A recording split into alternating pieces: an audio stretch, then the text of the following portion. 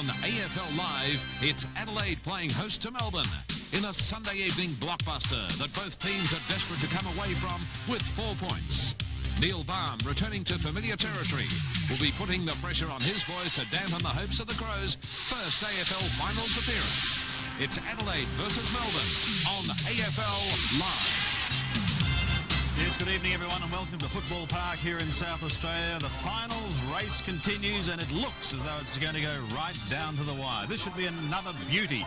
Adelaide versus Melbourne. Melbourne still believing they can make the finals. Adelaide, with this huge crowd here tonight, it's yet another sellout, are also confident of playing in their first AFL final. Of course, Neil Baum may have just a slight bonus because he is one person who's coached over here. He knows the players, the South Australian players, very well, and his Demons have a pretty good record against the Adelaide Crows. But Graham Corns, he's just been appointed for another 2 years, so he's very settled in his job, and the Adelaide Crows are looking to continue their march to the finals. When they last met, well, Melbourne defeated Adelaide in a very tight contest. That was at the MCG. Modra booted 5 for the Crows in that day. Lyon got 4 for the D's, but Melbourne were successful by 9 points. Joining me for this all-important match once again is former champ Ross Glendinning. And Roscoe, I say we've had final after final and it's probably getting a bit boring, but this is another one. But it's true, Sandy. I mean, it is another huge game and it promises to be a beauty, particularly after the result from Perth today. Yes, both sides out on the ground. If you were to pick a couple of key players, this man be one of them? Oh, yes, terrific. I just admire this player so much. Youthful, but very, very clever. Uses his ability to read the game so very well. And a big job tonight playing against Jim Steins, who's just in outstanding form. And Ren, I know, will lift himself and do very, very well. And the other player who's come in for Melbourne, the spectacular Alan Jakovich. I mean, he can turn a game. He doesn't play that consistently. His form at Footy Park hasn't been that good the last few times he's played, but he is such a match winner, they'll need him to fight to do well tonight. Yes, kicked 7 in the reserves last week, and Melbourne fans will be delighted to see him back. Yes, and the player who might get that job, who usually gets all the big jobs on the big forwards, is Hart. Pittman at centre-half back's a very steady play. Bickley's been fantastic. I've mentioned Ren already, and Modra well, and if he can continue his form, it makes a big difference. And then Melbourne, Gilbert, a big job. He's played on Modra before and done quite well. Glenn Lovett in outstanding form as well. Grinder's really complemented that forward line nicely, kicking 2 and 3 goals, and Obst is the player who does well as a tagger. Right, thank you, Roscoe. Well, joining us tonight in the commentary position is a man who used to sign autographs for kids. Now he says he signs them for mothers and grandmothers. The one and only, the former great yodeler and singer and part-time footballer Peter McKenna. Good to have him with us tonight. And Mackie Stevens down on the boundary line. He'll be keeping us up to date with all that's happening from the sidelines. We'll take a break. Pete could be singing shortly. Stay with us. The name of the game is Australia.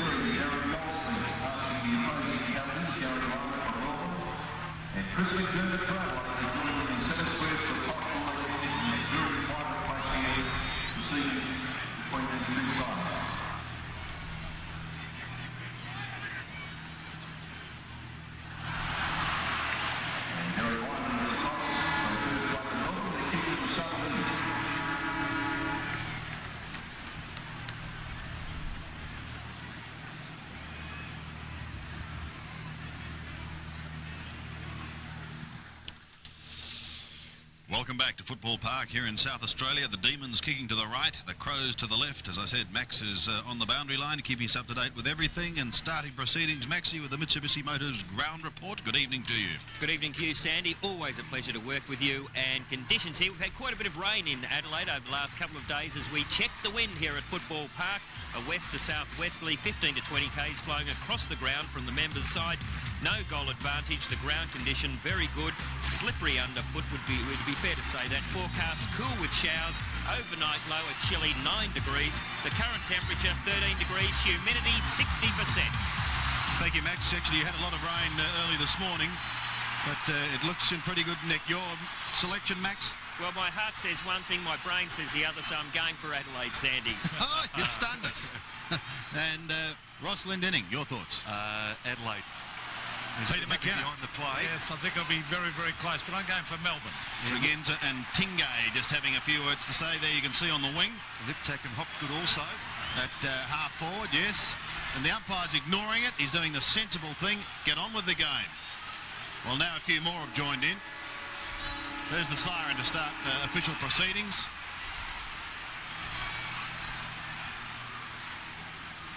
Here we go. Let's forget the fighting and go back to the middle. Steins and Wren. Wren has a mighty charge at the ball but can't take it. Jimmy Steins gets the first kick down towards the half-forward line, but it's going to come back.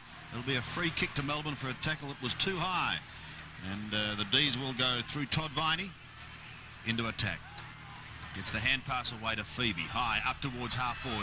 Lyon will be the target. Pittman got a hand to it. Couldn't complete the mark. Hart is there for the Crows.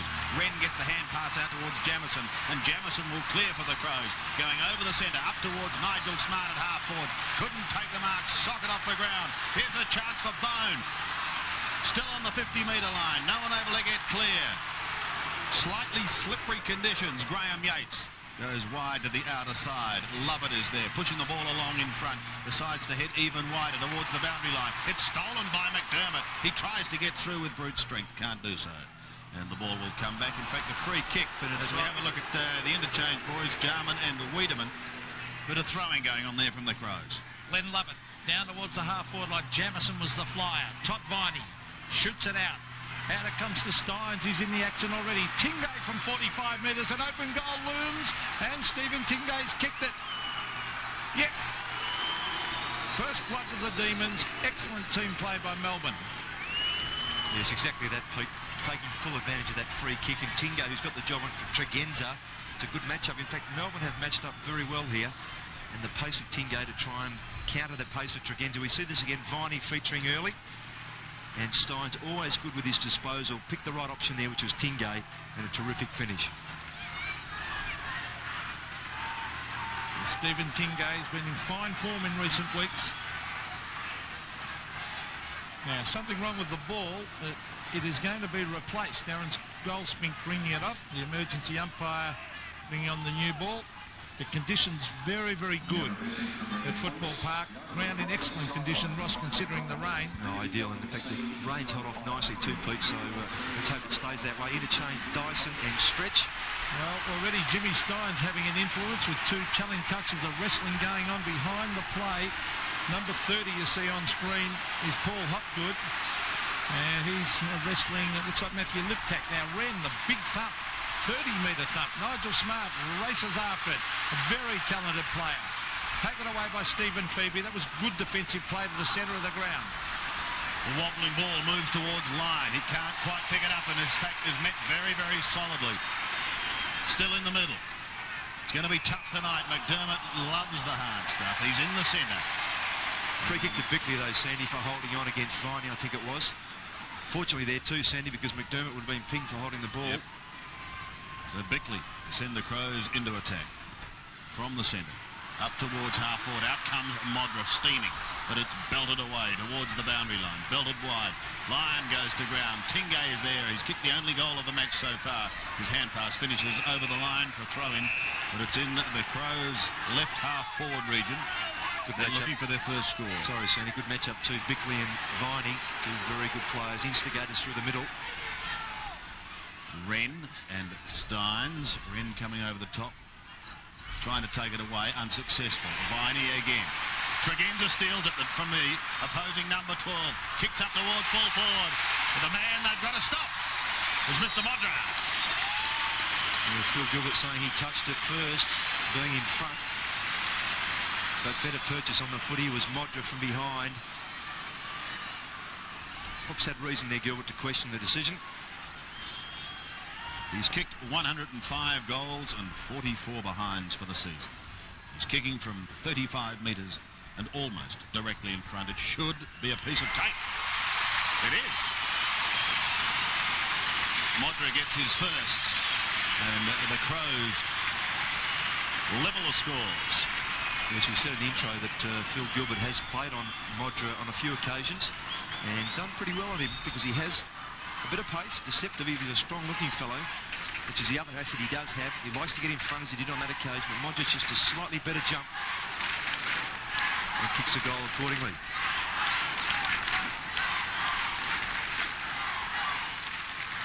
Scores a level here at Football Park after that goal to Tony Modra. And he's had an excellent season, exciting player, very strong overhead, and I think the umpire had no hesitation in paying that mark, even though Phil Gilbert might have got a fingernail on that one. Steins gets it to ground. Oh, they're going in very, very hard, both sides. That was David Brown with the hand pass. Obst at the bottom of the pack, trying to get it out, and the umpire, Darren Goldspink, will come in and bounce. There's Andrew Obst, former Port Adelaide star. And they're very, very good, Ross, at the centre bounce area, Melbourne. Yes, actually both sides are very good in that area, Pete. Wren, the big thump forward. Tingo, clever little hand pass. Bickley, who was helped, taken by Obst. Obst was looking out wide, but it's taken by Greg Anderson. Anderson hooks it back to half forward, smart in the centre of the pack. Taps it down, looking for Bone. Oh, too high on Cow. Umpire pays the advantage. Oh, Melbourne loose players everywhere out on centre wing. Racing through with Phoebe. That's Matthew Phoebe, the two twins, of course. Matthew and Stephen playing. Pittman, wide. Again, a loose player out there, and this time it's Greg Anderson. Anderson can chip it further afield. Scotty Lee, a casual bounce, runs up the centre wing and brings it to the half-forward line. Bone, the youngster, very big, strong player. A hand pass back into Brown. Brown to full forward, but waiting back to take the mark, Jimmy Steins. Steins from the back pocket. Had a wonderful run. It's back towards the half-back flank. Phoebe is there. Looked like a throw. And 50. So that's going to put the Crows well within scoring distance once again.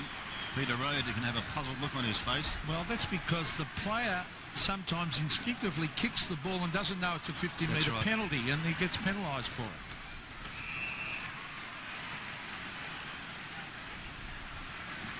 Yeah, it's got to come back. The pass was given off by, was it Jamison? Yes, it is. He's a fair shot from there too, even if he was from 50, but he's obviously much closer there, 25. And he's a renowned goal kicker. Yes, has kicked a few pressure goals in his career.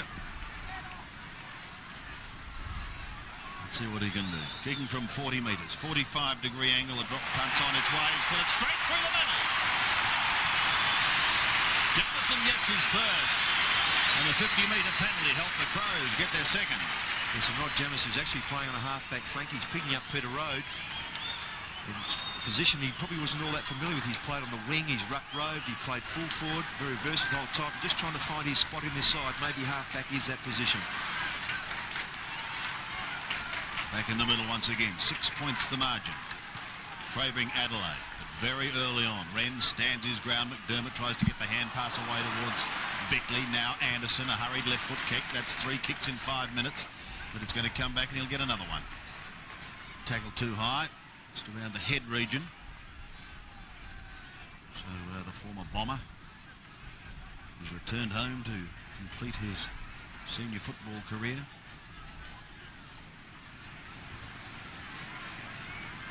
One of the game's most decorated players in South Australia. Here's his kick. Up towards half forward. Smart! This is going to Pittman for holding on, Sandy. What a great mark, though, Smart. Terrific. Here's Pittman. He'll want Modra. 1, 2, 3. Oh, that's a good mark, Modra. It is, Pete, isn't it? If you want front position and he had to stand his ground, there was some flying fists from behind trying to knock the ball away, but he just kept his eye on the ball. See the few attempts there by Gilbert. Another one, hand over the shoulder a bit too. Good control. Yes, it would have been a free kick anyway, I think, Ross. I think so. Right hand of Gilbert over Modric's shoulder. Here he goes directly in front, but that's away to the left, and that's a disappointing kick. A wasted opportunity there for Tony Modra.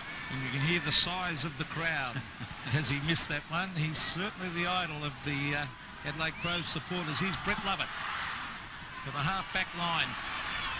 Bone was there and Neitz. Good attempt by Neitz, but didn't quite take it. Brown, a quick hand pass. He was looking for McGuinness, taken by Cowell. Very quick player, Darren Cowell, on the left foot to centre wing. Thumped the ground by Jamison. Here's Chris McDermott. Keeps the ball in play. It's still on centre wing. Andrew Obbs. Oh, he gives a hand pass straight to Jamison. McDermott again in towards the half-forward line. And a good attempt and a nice mark taken by David Neitz, a promising young player. Can play at both ends of the ground. Neitz.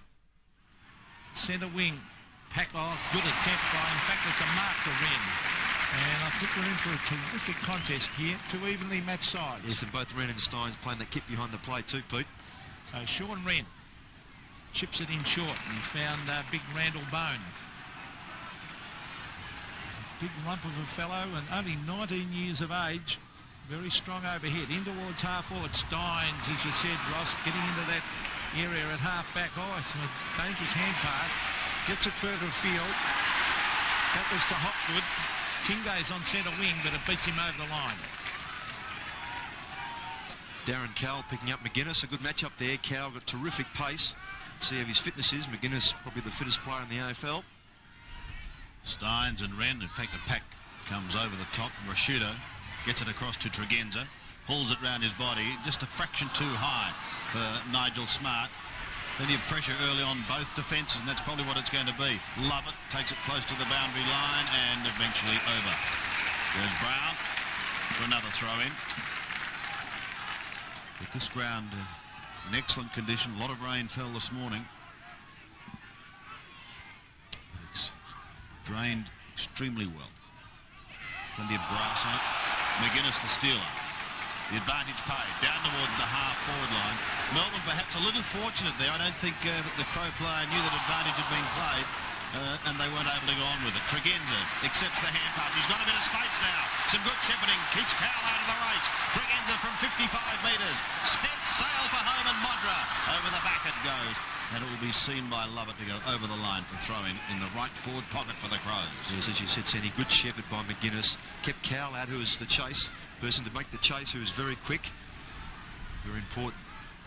So forward pocket for Adelaide. Bone does the ruck work, thumps it straight back to the boundary line, and over it goes for another throw-in. There's, well, almost a sellout crowd looking around the ground. There's hardly a spare seat. So they've come out again in force. Wren gets it to ground. Desperate play by Phoebe.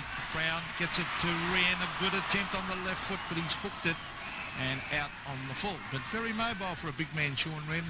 Roscoe? Yeah, great future this play. I mean, a lot of people have said that, but they say it because it's true. Terrific ability and application to go with it. And this is Phil Gilbert. He's got the big job on Tony Modra.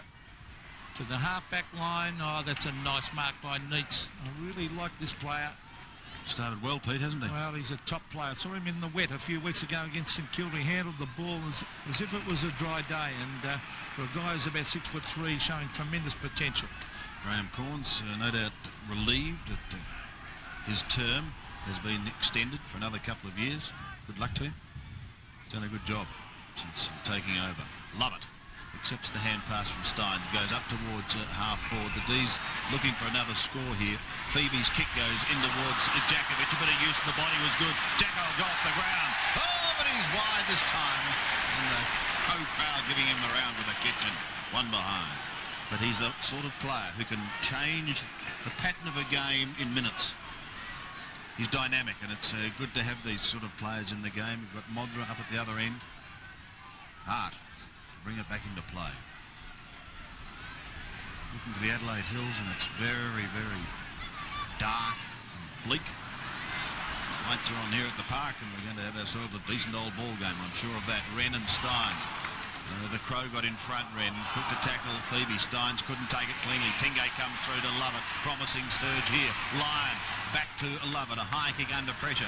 They're inside 50 now. Tingay flies from the side. Can't take the mark. Rashido over the top to McDermott. And the skipper will steady the ship. He kicks towards centre wing, but there's a couple there. 2 on 1. And eventually taken over. Jimmy Steins lost sight of the ball. It was then left to Paul Hopgood. He couldn't complete the mark. And so a throw in on centre wing.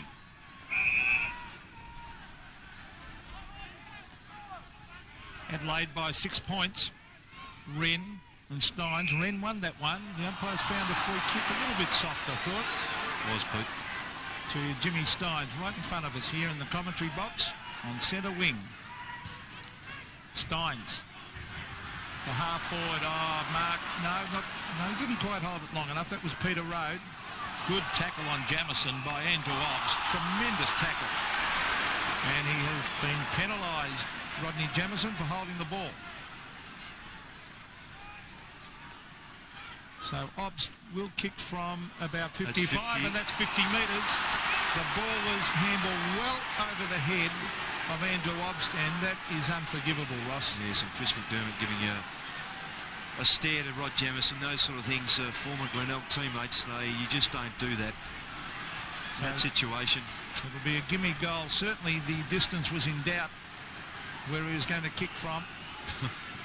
No doubt now. Not now, as he kicks. Oh, has he got it? Just. So scores dead set level, 13 points apiece. Very lucky to get that one. Just snuck it through, but Ops, who has the job on Chris McDermott, which is why he'd be dirty as well, because it's his player who has the shot at goal. Jamison perhaps a bit stiff there to get the kick against him. However, the umpire's final decision, he must obey. But the mistake by Jamison was a poor one.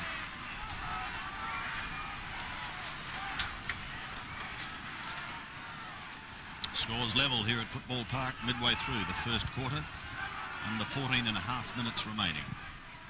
As Wren and Steins do battle in the middle once again. It's Bickley who gets a hurry kick towards half forward, but only as far as that position. Melbourne defence pretty solid at the moment. Lovett is on centre wing. Oh, it's going to be stolen here by Rashido. He storms through but can't pick up the spinning ball. Tingay sees it towards the line and then flicks it back to accommodate Lovett. Lovett gets a hurried left foot kick towards Lovell on centre wing. Can't take it cleanly. It comes to Steins. Clever kick. Found a bit of space. Peter Rode comes charging at the football. He did keep it in, but that was probably not a good idea because he's given it away straight to Tregenza. Tregenza goes back towards half forward once again. Oh, Yates was crunched. McGuinness is clear. Danger here for Melbourne as the Crows go down towards Modra. One grab, couldn't complete it. Free kick, he was held, and he'll have a shot directly in front, 35 out. Yes, Phil Gilbert knowing that he held on to Modra. Just did it very cleverly there, Modra too. Started behind but got himself in front. Just watching the flight of the ball, there's the holding on across the shoulder. Difficult play to contain Tony Modra, particularly when the ball comes down like that. And he plays in front, Ross, at every opportunity, which is the way you should play full forward. He's going for his second. It is 107th for the year. Well, again, it's not pretty off the boot. And again, it's a behind. So the champ frittering away chances. Two bad misses, and he won't like that, Tony Modra. Particularly if it becomes a low-scoring game, if this weather comes through, their vital ones missed. Balm just breathes a sigh of relief. Phoebe marks on the half-back. This is Matthew Phoebe, left-footer. To centre wing, and Peter Rode was his target. Taken by Yates, but they're going to lose it. Well played by Mark Visca. Anderson Back again towards Brown.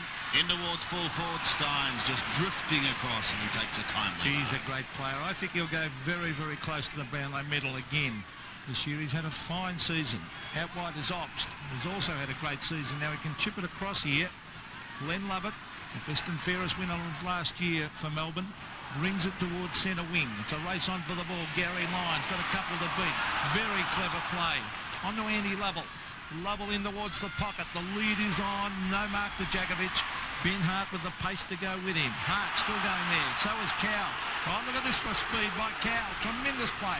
50 metres from goal. He fires it in and puts it out in the full. Much to the delight of the Adelaide crowd.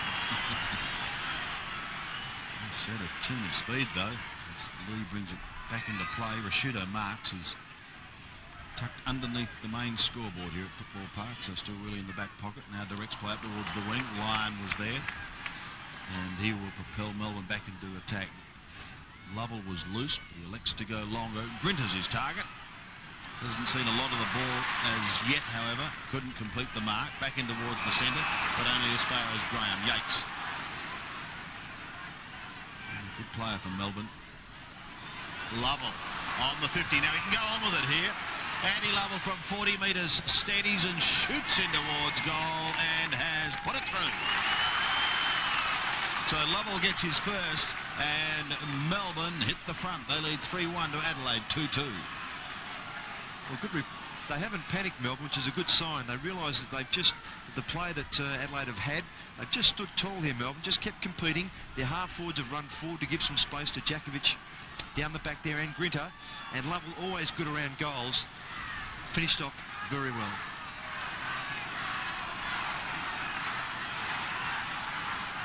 The Demons by 5 points. As we go back to the centre, Steins versus Wren. Both doing pretty well for the respective teams, but both missed that hit out. Socket off the ground, in towards half-forward. That was Bone getting it towards Tregenza. They've lost it though. Hopgood. Further afield is Todd Viney. Now Glenn Lovett to the half-forward line. Peter Rhodes, had 2 to beat. Lays the tackle on Rashudo. Taken away by Jamison. Beautiful kick. In towards half-back. Big Sean Wren. Chris McDermott to half-forward. Good use of the body by Stephen Phoebe. Steins comes in to lend a hand. Here's Nigel Smart. Races in the goal. And Nigel Smart kicks it. Good play by the centre half-forward. And Adelaide now lead by a point. Yes, it was good play across half-back by the Crows players because they were under pressure. The way Melbourne brought it out of the centre there. McDermott, terrific kick from that player. But Smart here, basically against 2. Steins getting to try to tap it away, but Smart just intercepted beautifully. Got the call in the square to keep going from Modra, and he did that.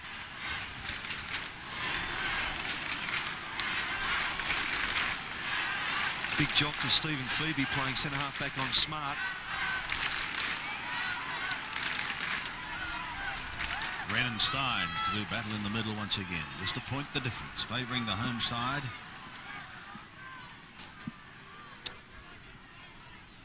Phoebe and Smart. Some great duels around the ground set up for this clash. Wren wins it again. Cowell takes it away. Obst gets a high kick up towards the half-forward line. Rashudo in front takes a good mark in opposition to Andy Lovell. He's one of the players, Sandy, too, who's really lifted in his first season, doing very well. Kicks up towards Smart once again on half-forward. This time it's belted away from him. Brown goes for the fist. It's not effective, however. Lover overruns it. The door opens for McGuinness. McGuinness back to Rashudo on centre wing. Kicks to the half-forward line once again. But this time Melbourne having the numbers and they're able to get clear. Neitz does it well. He's impressive. Into the middle. Fine grab by Anderson. Quickly lays the hand pass off to Mark Visca. Back to Anderson, still in the middle, pumps it up towards Wren and Tregenza. The smaller man takes it. Now they've got a chance to run. Jamison has a bounce. He's down to half forward. 60 metres out. He heads for home. It's a long kick in towards full forward. No mark taken. Right in the square and belted over eventually by the Deeds for one behind. Gee, Sanderson, if he had just held that mark, it was a terrific lead-up. So Adelaide lead by 2 points. 3-3. It's 3-1. Phil Gilbert to bring the ball back into play. The lead's going everywhere, but Anderson read it well. Good mark, Greg Anderson. He's doing well out in that wing. Very experienced player, the former Bomber wingman. He's got Matthew Phoebe as a tag, so the Phoebe brothers got big jobs. So Greg Anderson, that left foot kick, it's a booming kick in towards the pocket. Steins comes across the back and thumps it over the line.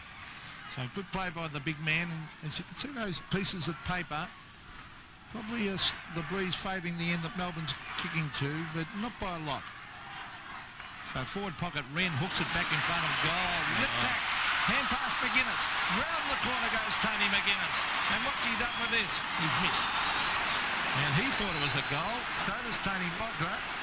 They're both disputing that one.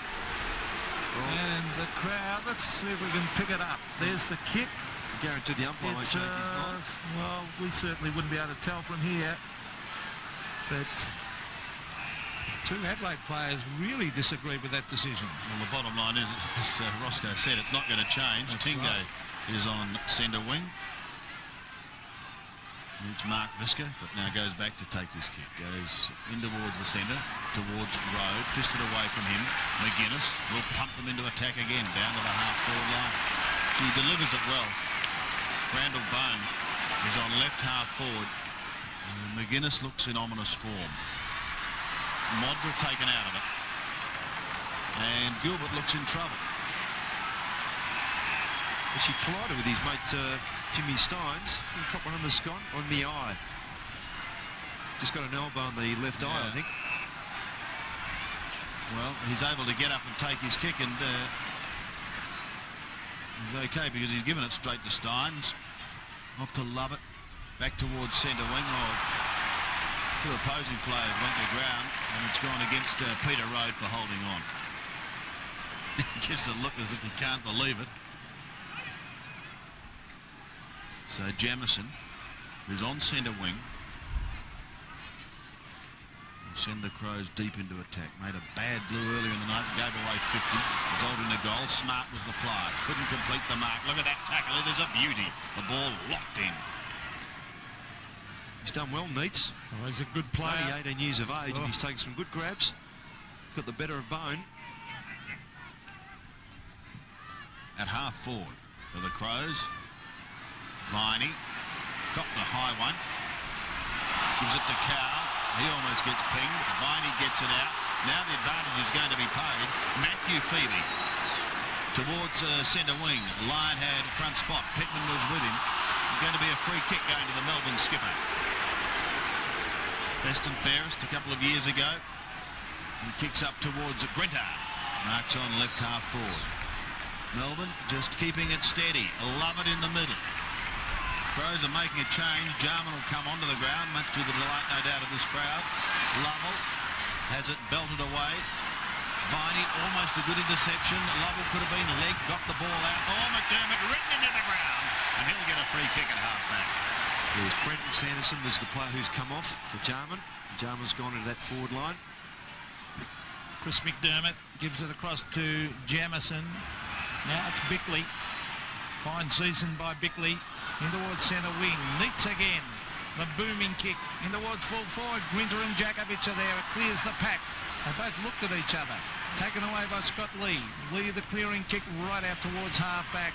Big Wren goes up. Can't take it. He's got backup support from Anderson. Greg Anderson from the half-back line brings it in towards centre half forward. Stephen Phoebe versus Smart. Hopgood's there too. Smart going on with a good play by the centre half forward. Here's danger. Jarman drops it. They could be holding the ball. Not paid. Yates gives it across to Lovett.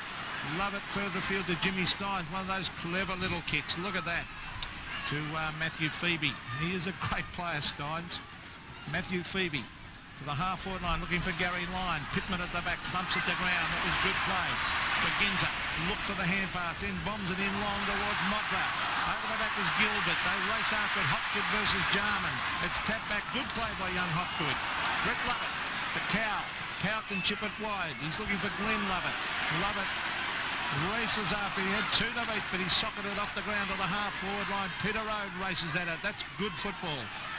Socket away towards the boundary line, though. Number 32 for Adelaide, of course, was the shootout. Now Jamison In towards half forward. Nigel Smart. Oh, almost a mark. Good attempt. As the ball cleared the line at half forward for Adelaide. Throw in on the left half forward flank for the Crows. They lead by 3 points with under 4.5 minutes remaining in this first term. Sanderson on the bench. Yep. And Jarman getting a chance, having a run in the first quarter. Steins' obst was at the back. He got crunched, but he didn't get the hand pass away. Put Viney under a bit of pressure. Brown gets it out. Hurried kick by Bone is wide and touched off the boot, so it'll be a throw in, no free kick. Very tight first quarter. Melbourne hanging in.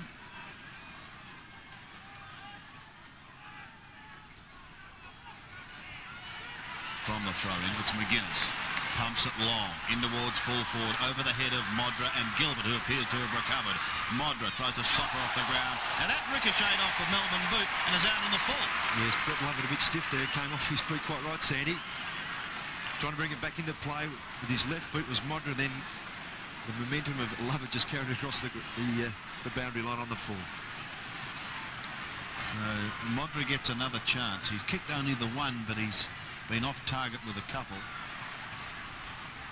He's trying the check side. He wants to bend it back. And he's failed again. 1-3, Roscoe. Yes. Well, kicking like that is keeping Melbourne close at hand. The margin just 4 points. So Phil Gilbert certainly going to have his work cut out tonight. As the kick to half-back, looking for Cal. He's a very, very quick player. Onto the left foot. Slung as he kicked it to centre wing. Look at Jimmy Steins racing around like a much smaller man. Centre wing is McGuinness appealing for the free kick, and the umpire's paying it for holding the man. Yeah, clever there, McGuinness. Knew he was under pressure and just tapped the ball forward. Knew he was going to be tackled. So off he goes to swing onto that favoured left boot. In towards half forward, Nigel Smart back to the flight of the ball. Read that beautifully, and it was a well-weighted kick too. So Smart, probably one of the best defenders in the competition, Ross.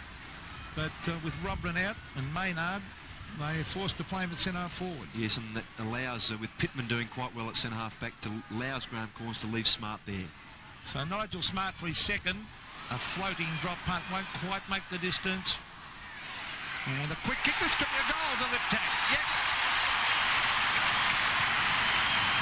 So the Crows forge ahead with just over 2 minutes to go till quarter time. A handy one to lip tack. They lead now by 10 points.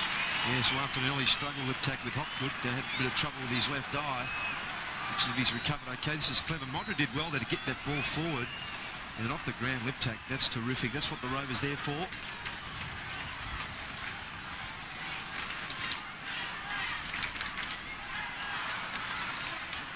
29 plays 19, favouring the Crows. They go down to the half-forward line once again. Nigel Smart came over the top and wanted to sneak away, but it's a Melbourne free kick, and it will be taken by the youngster who's done so well in Neats. In fact, he's paid the mark. Anderson, out of side, a hurried kick. Lovett could be first to it. With him is Rashudo, close to the boundary line, and Rashudo makes sure both his opponent and the ball are over. Yes, Rashudo's got the job on Glenn Lovett. So a throw in on centre wing. Anderson again, McDermott. Always at the bottom of the pack.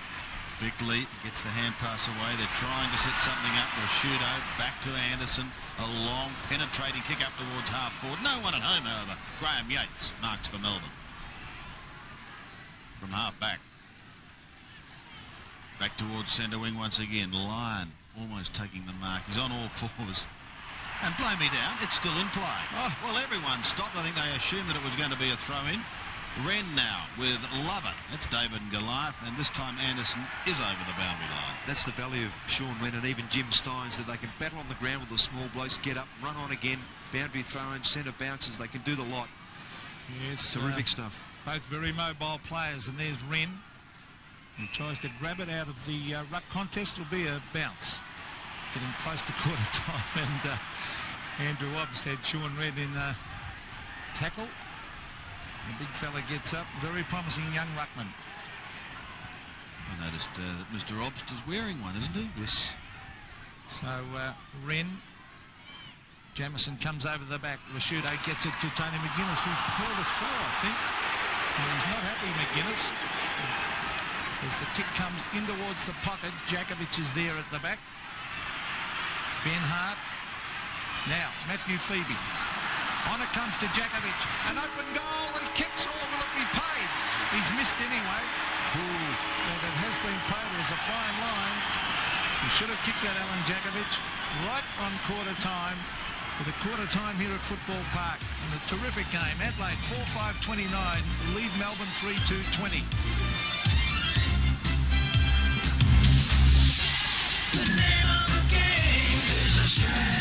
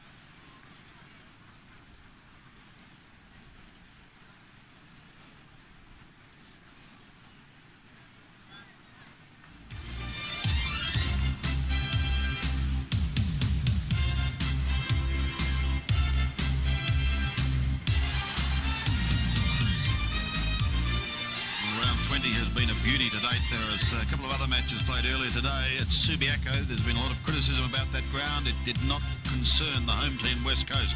10-7, 67, eclipsing Hawthorn and very disappointing. 6-9, 45, and the Hawks at the moment on a slide. In the other match played today, that was in Melbourne, and North Melbourne returning to the winners list in a big fashion. 19-14, 128. Richmond 11-18, 84. So the Roos back on track a chance for glory come September. And here at Football Park, pretty tight first quarter. Adelaide sneaking away in the closing stages with a late goal, 4-5-29. Melbourne a 3-2-20. As Neil Baum leaves Football Park, remaining out there with his latest report is Maxie Stevens. Max? Thanks, Andy. Well, Neil Baum claims the Demons were allowing Adelaide to get the ball far too easily. He spent a lot of time talking to individuals during the break, and he wants the ball moved in far more quickly to the forwards. Graham Corns, he wants the members' side use this quarter, concentrate on using it, because as you said in commentary, that ball, that wind is on the members' side and it's going to favour the southern end. Thank you, Max. Wren prepares himself in the middle once again as we go into the second quarter here at Football Park, and it's a bounce that favours the big South Australian. He gets the knock, but it goes straight to Cowell, who drifts it down towards the left half forward flank region. Andy Lovell was his target, but beating him is Mark Visca. Does well. Kicking back towards centre wing, kicking to a bit of space, and seeing it over the line was Graham Yates. The umpire said, now, Yatesy, you can't do that. That was a little too deliberate. Yes, he conceded pretty early, really. He could have come back or even handball back into play. So Liptak takes it. He goes towards Nigel Smart. Got a hand to it. Couldn't complete the mark. There was some holding on there anyway, and it's going to go to Randall Bone. Yeah, changed by Neil Baum to a quarter time. Gilbert's off. Stretch is on Stretch. Has gone on to Smart. And Phoebe just there onto Modra. Fisted away from Modra, as you just saw. Stretch got a hand, but that was all to it. Tingay intercepted by Tregenza, can't get it away cleanly, however, working hard, trying to set something up. Bickley from a standing start, back to half forward. Oh, they all lost sight of it, including Steins. Cowell lost it through his fingers. Steins tried to soccer off the ground. Now the big man goes in and gets it out to Phoebe. It's a high kick. Brown is underneath it. Tingay comes to challenge, and he knocks it towards safety and over the line in front of the big scoreboard. So they're a bit undersized, Melbourne, that back line. See Phoebe going back onto Modra, as I mentioned, and Stretch, who's normally a wingman, playing centre-half back on Smart. So Adelaide half-forward flank. Oh, look at the leap on Smart. There's a quick kick by Liptak up in front of goal. A big chance here for Adelaide. Oh, Anderson, a good attempt. Well played, though, by Steve Phoebe. Now, this could be holding the ball. No, play on. As the hand pass comes out to Tingay. Back to Watts. Matthew Phoebe on the left foot to the half-forward line. Oh, great mark by Gary Lyon. That's class. Now, he can chip it across. Oops. Oh, that was terrific play. Well read by Visca. He was out of position and he read it beautifully across there to Bickley. Bickley to Wren. Wren has dropped the sitter. He was looking in there for McDermott. Chris McDermott. Cowell is there. So is Steins. Obst also. Brown gets it out. Finally a hand pass comes out to Bickley on to McGuinness. McGuinness at half forward. He races to 50 metres, hooks it in front of goal. A big chance for a mark, but no one can do it. Here's Liptak, goes to ground. Play on, calls the umpire. That's good umpiring. Modra from the boundary line. A terrific attempt by Modra. Across the face. And in fact, it's a free kick. It hit the post, I think, the behind post. So out in the full. Stretch, who was on the ground, as Ross said. Former South Australian himself, Stephen Stretch, a beautiful kick of the football.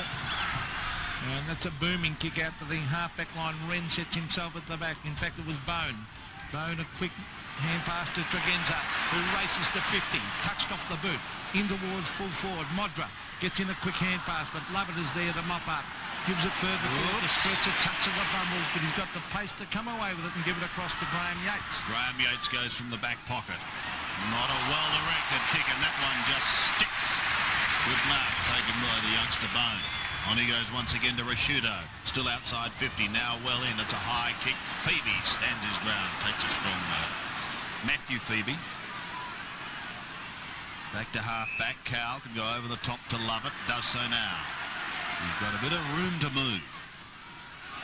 Puts it out in front of his skipper, who will see it skid over the line. Within his Pittman. And so a throw-in just in Melbourne's attacking zone. Yes, and Dyson's on the ground as well. He's replaced Peter Road. So Melbourne ringing in the changes. So to Graham Corns, giving Jarman a go. He came on in the first quarter. Goldspink decides he'll have the ball. Wren picks himself up. He's improved so much. He'll contest the bounce with Lyon. And he's picked out a free kick. Going to go the way of Melbourne for holding on. And it's going to go to Cowell. Darren Cowell. Centering to half forward, wanting Grinter. Went up with the one hand. Wren's going to do the roving work here. Oh, the big man does well. Hart almost had his head taken off. He was able to get it to Scotty Lee, who pumps it back straight to Jimmy Stynes. Well, it was almost as if he'd picked him out. Couldn't have done it any better. And Stynes able to step past to Andy Lovell, who's still just outside 50. Lovell will head down towards Djakovic. He's got Grinter offering a lead in the pocket, but he ignores that and he elects to go the other side. It's a high kick in towards the forward line. And that's a fine grab taken by Wren. I think the free kick's going to Hart. It is for holding on, Sandy, but still it was a great grab by Wren. Oh, it was, wasn't it? So Hart at full back. Or was it a push out? Well, I don't know. I was Still too busy watching the mark. He deserved the football. But nevertheless, the team's got it, and that's, I guess, the most important thing. I was holding on there, and this time it's going the way of Pittman, and Gary Lyon said, "You're joking, aren't you?" Crowd looking for 50. They won't get it. Not on here. Pittman takes it. Gets underneath a drop punt. Smart doesn't fly. Has the ball with Stretch at the bottom of the pack. Brown tries to come away. He's ridden into the ground by Obst. And another bounce. 9 points the margin, favouring the Crows. Well, it's on centre wing. The match really in the balance with two evenly contesting sides here. Glenn Lovett to the half-forward line. That was Bickley going to the line, or was it? No, it wasn't. It was Visca. Mark Visca receiving the free kick. Transfers play across to Wren. This is big Sean Wren.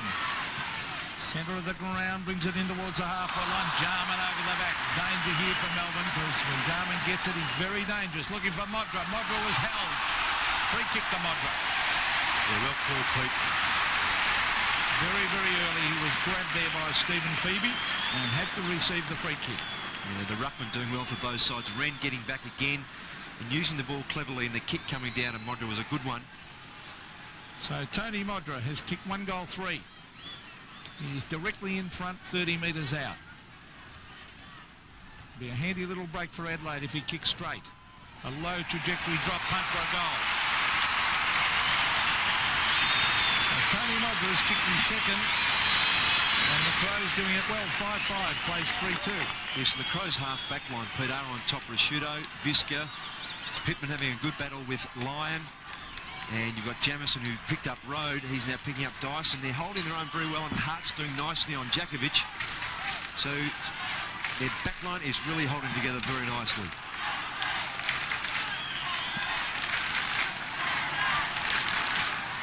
Two goals, 3 to Tony Modra. Out of Adelaide's 5-5, and lead Melbourne 3-2, a margin of 15 points. It's the biggest margin we've had in this game as Wren belts it out of the centre. Tony McGuinness has what golfers know as an airy. Cowell comes through. His hand passes towards his skipper Lyon. Off to Phoebe. Now Melbourne go forward. Matthew Phoebe's kick up towards the left half forward region. Grinter takes it. He got one hand hit, but that was all. And Scott Lee decides to defend and soccer it back to the centre wing boundary area.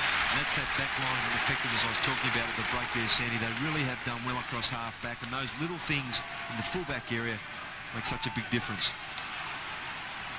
The determination showing on Wren's face. With him is Stynes. Obst comes over the back. Pittman is down in front, and it's locked up there with Lyon, who's sandwiched into the ground. Critical game for both sides. Adelaide, what's happened to Hawthorn today, realising that they can climb the ladder quite substantially. Melbourne believing also they can make the finals still if they can keep winning. Obst gives it away to Matthew Phoebe. He goes in towards the pocket. Djakovic was the fly, but he couldn't take the mark, and Cowell is bundled over the line. Interesting, Cowell's tagging McGuinness, but at that scuffle on the wing there, he actually dropped right back to half-back, playing a kick behind. But not a good place to kick that ball, then was it really? Djakovic leading to the flank. Should have centred that in towards the goal area and put pressure on the Adelaide defence. There's McDermott going to ground. and held to him. The umpire has said. Chris McDermott thumped out of the way. Good battle between two very fierce competitors in McDermott and Obst. And the big grin on the face from the captain. Oh, there's a free kick. The line, he was held. After he lost the ball, he was held. And Gary Lyon, the recipient of this free kick, on a 45-degree angle, 25 metres from goal. Big Sean Redden looks on now. You can see he was pinged after the ball had been knocked clear. So the hoots of the crowd. So a lot of pressure on the captain of Melbourne, Gary Lyon. The breeze across the ground. There's the kick. Oh, swings away. 1 point only. So no kick. No kick tonight will be an easy kick, Ross. And that's very indicative of how the breeze blows, Pete, at this end of the ground. Just pushes it from left to right a smidge. So down to Rashido on centre wing. He looked as though he may have played on then, but now goes back to take his kick. 14 points the margin. Lip tack to half forward, but once again holding up proceedings is David Neitz. He's had a fine game to date. So too is Jimmy Steins, picking up a ton of possessions. He's had a fine season. First senior game some 6 years ago now. It's amazing how quickly time flies. Lovett has got a chase, but he won't get there in time, and Wren takes the mark. The ball held up in the breeze again, Sandy, blowing from the left full pocket, left of screen to the right at the other end. One slews off the side. Tingay should grab that. So not exactly productive work at the moment, but this win is making it anything but easy. Tingay's kick, well, as he picked out Anderson, it almost looked like that. Phoebe's kick is partly smothered. Jamison now has a chance for a bit of a run. 3 bounces. Then goes inside 50. And Modra gave a push. He virtually pushed Stephen Phoebe right into the ball. He finds Yates almost down to centre wing. Graham Yates comes inside towards the centre. The pass is a good one. He'll take it back once again from Lovell. A left foot pass up to half forward. Grinder's on his own. Thought about going back and playing on then. Now he passes short and he finds his target. No, he didn't hold it long enough. Jakovic all over the back of him, and the umpire comes in and says, I'll have it. They should have marked that. Should have held that one. Really. They're the sorts of things that he's inclined to do at times. His last outing here, I think, would have been the state game when he played for WA. He just couldn't quite... Oh, goodness me. Well, something went on in that pack. Now, there's Lyon thumping it away. Quick kick was by McDermott. Greg Anderson on centre wing. Oh, good play by Anderson. Still got control of the ball. Still going on with it. So is the Melbourne player, Matthew Phoebe. Now it's Glenn Lovett. And eventually, Anderson got a free kick. I think he was linked. Have to get it for persistence anyway. But he did work hard for it. Greg Anderson. In towards half forward. Oh, well played, son. This kid is going to be a champion, Neitz. He is a terrific player. Good tackle on stretch. That's hiding the ball. Tremendous tackle by Nigel Smart. Oh, we could have given it off to Brown. Then Brown was on his left foot too. Nigel Smart will look down for Modra. Jimmy Steins comes back to lend a hand. Well played by the big fella. Steve Phoebe. Now Jarman. Jarman gets away from Steins. Oh, look at the tackling on McGuinness. They came from everywhere. Stretch was one. Todd Viney the other. Still in play, in fact, the umpire has called. Oh, boy. Well, it's twice that's happened. Players have stopped. Rashido from 60 metres. Set it up to the pocket. Modra. No mark. Umpire called play on. The whistle went up. David Brown. Todd Viney. Jimmy Steins. Look at that. Back towards Neitz. Todd Viney. Andrew Jarman. Socked forward by Tony McGuinness over the line, right beside the behind post, so it'll be a throw-in. Wyman preparing to come on. Isn't it a ferocious sight? Yes, the Adelaide runner just waiting for this play to sort itself out so he can make the change. He'll be keen to get a run the word. Ran. Bit of an elbow. He made sure the umpire saw that one, Steins, didn't he? An exaggerated push, you could call it perhaps. Oh, Rashudo fell at the critical stage. Magnificent pick-up on the half volley by Lyon, showing all the skills, but his kick goes straight to Tregenza. Now a chance. McDermott shrugs the tackle of Tingay, and he's going to get a free kick anyway. Well, he's still having that conversation with Obbs. They've had quite a chat so far tonight. He kicks towards Pittman. Big man got a hand to it. Jarman, oh, he ran it beautifully. He may well goal here. Lovely kick.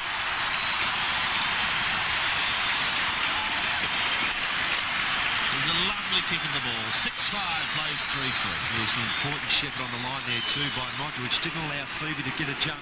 McDermott knocks. It was McDermott kick that got down there, and Jarman just broke free clearly here as Brown's the player to come off to replace Wiedemann. There's the kick by Jarman. Low trajectory, but very effective.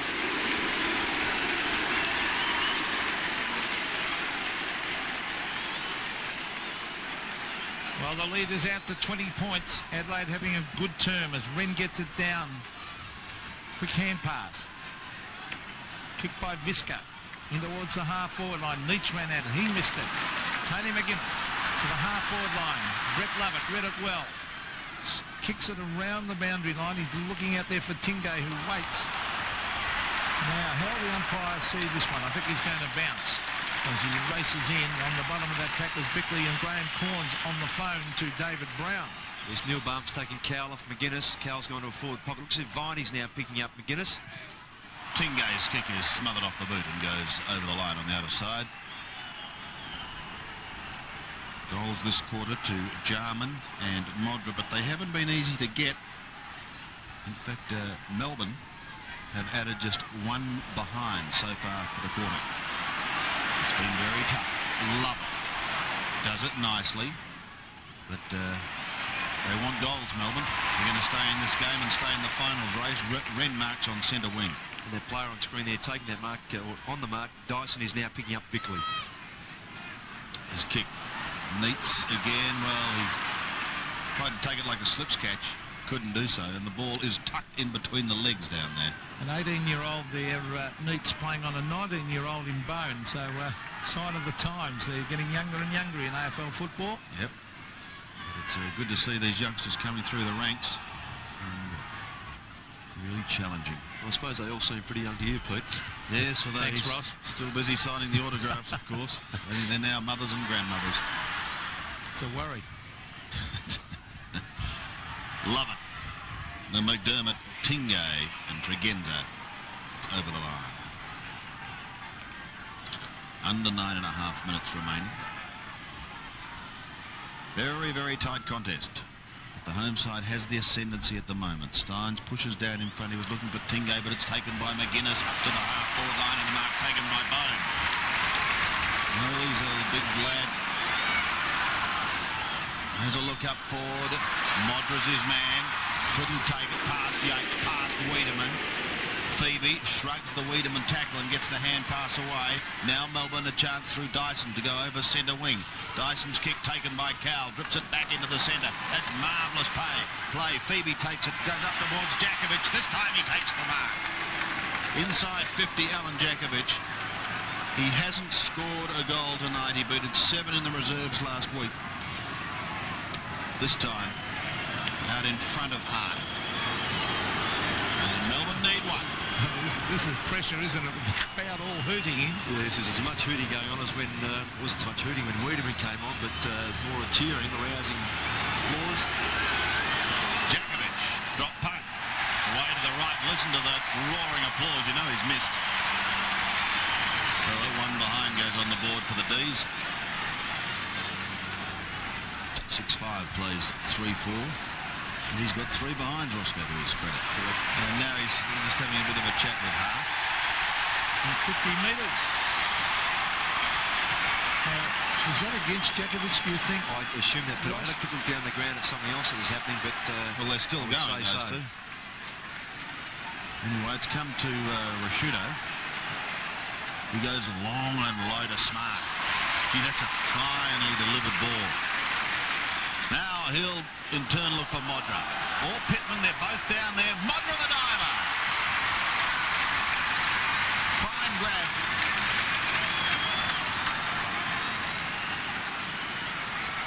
Well, I love him here in South Australia. He's probably got the highest profile of all Crow players. And it's a tough shot. Let's see what he does. Well, you know he's missed because it's deathly silence. He's got 2-4, Sandy. He's missed some opportunities. That wasn't an easy one, but he did have a couple of easy ones in the first quarter. 6-6 plays 3-4. Brett Lovett kicking in. Well, Melbourne will have to get a move on. Adelaide have looked a better side in this term. Oh, here's Wiedemann. Oh, listen to the roars. Oh, they love Wayne Wiedemann, and as I've said at other times, he looks like he's just come off a Viking ship, doesn't he? I don't know what they're saying, whether it's hoot, hoot, hoot. It's a bit like Roos in Melbourne. And, Roos. The old Val Perovic, when he was playing with Carlton, they used to roar out. Now, here's Wiedemann on that left foot. Oh, nice-looking kick. A beautiful kick. It's a goal. So Wayne Wiedemann has come onto the ground and kicked the goal, and the Crows doing it well. 7-6 plays 3-4. And unfortunately, Ross, both you and I missed the Viking period, but Pete was obviously there. Yes. But that was a fantastic kick. I mean, he obviously backed himself. He went back with his back to the play. It's a real team lifter. He intercepted a kick out, which shouldn't happen, but to kick a goal is a reply. Good stuff. 26 points, the margin. Sent this crowd fairly wild, so too is that belt by Wren. These youngsters are doing it beautifully. Tregenza takes it and kicks up towards Modra, trying desperately to get front spot. He can't. Cowell is there. Jarman sits upon him. It's pushed towards Stretch. Stretch goes towards the line, but it's got to come back. There'll be a whistle and a free kick going on for holding. And it will be taken by Brett Lovett on the last line of defence. Against Jarman, Sandy. So Lovett kicking to half-back. Anderson over the top to affect the spoil, and then he has another little tap. Straight down in front, however, is Lovett. This is Glenn. To centre wing, Rashudo. Under plenty of pressure from Obbs. He took an excellent mark. Mark Rashudo. To the 50-metre line. The Crows just getting on top in the last couple of minutes. And it's the youngsters. Randall Bone, one of them who's doing an excellent job. He goes directly for goal. Was that touched? Yes. Crowd rose for a moment as one. Andrew Ops has come off McDermott. He's onto a half-forward flank, being picked up by Rashudo, and Glenn Lovett is now playing on McDermott.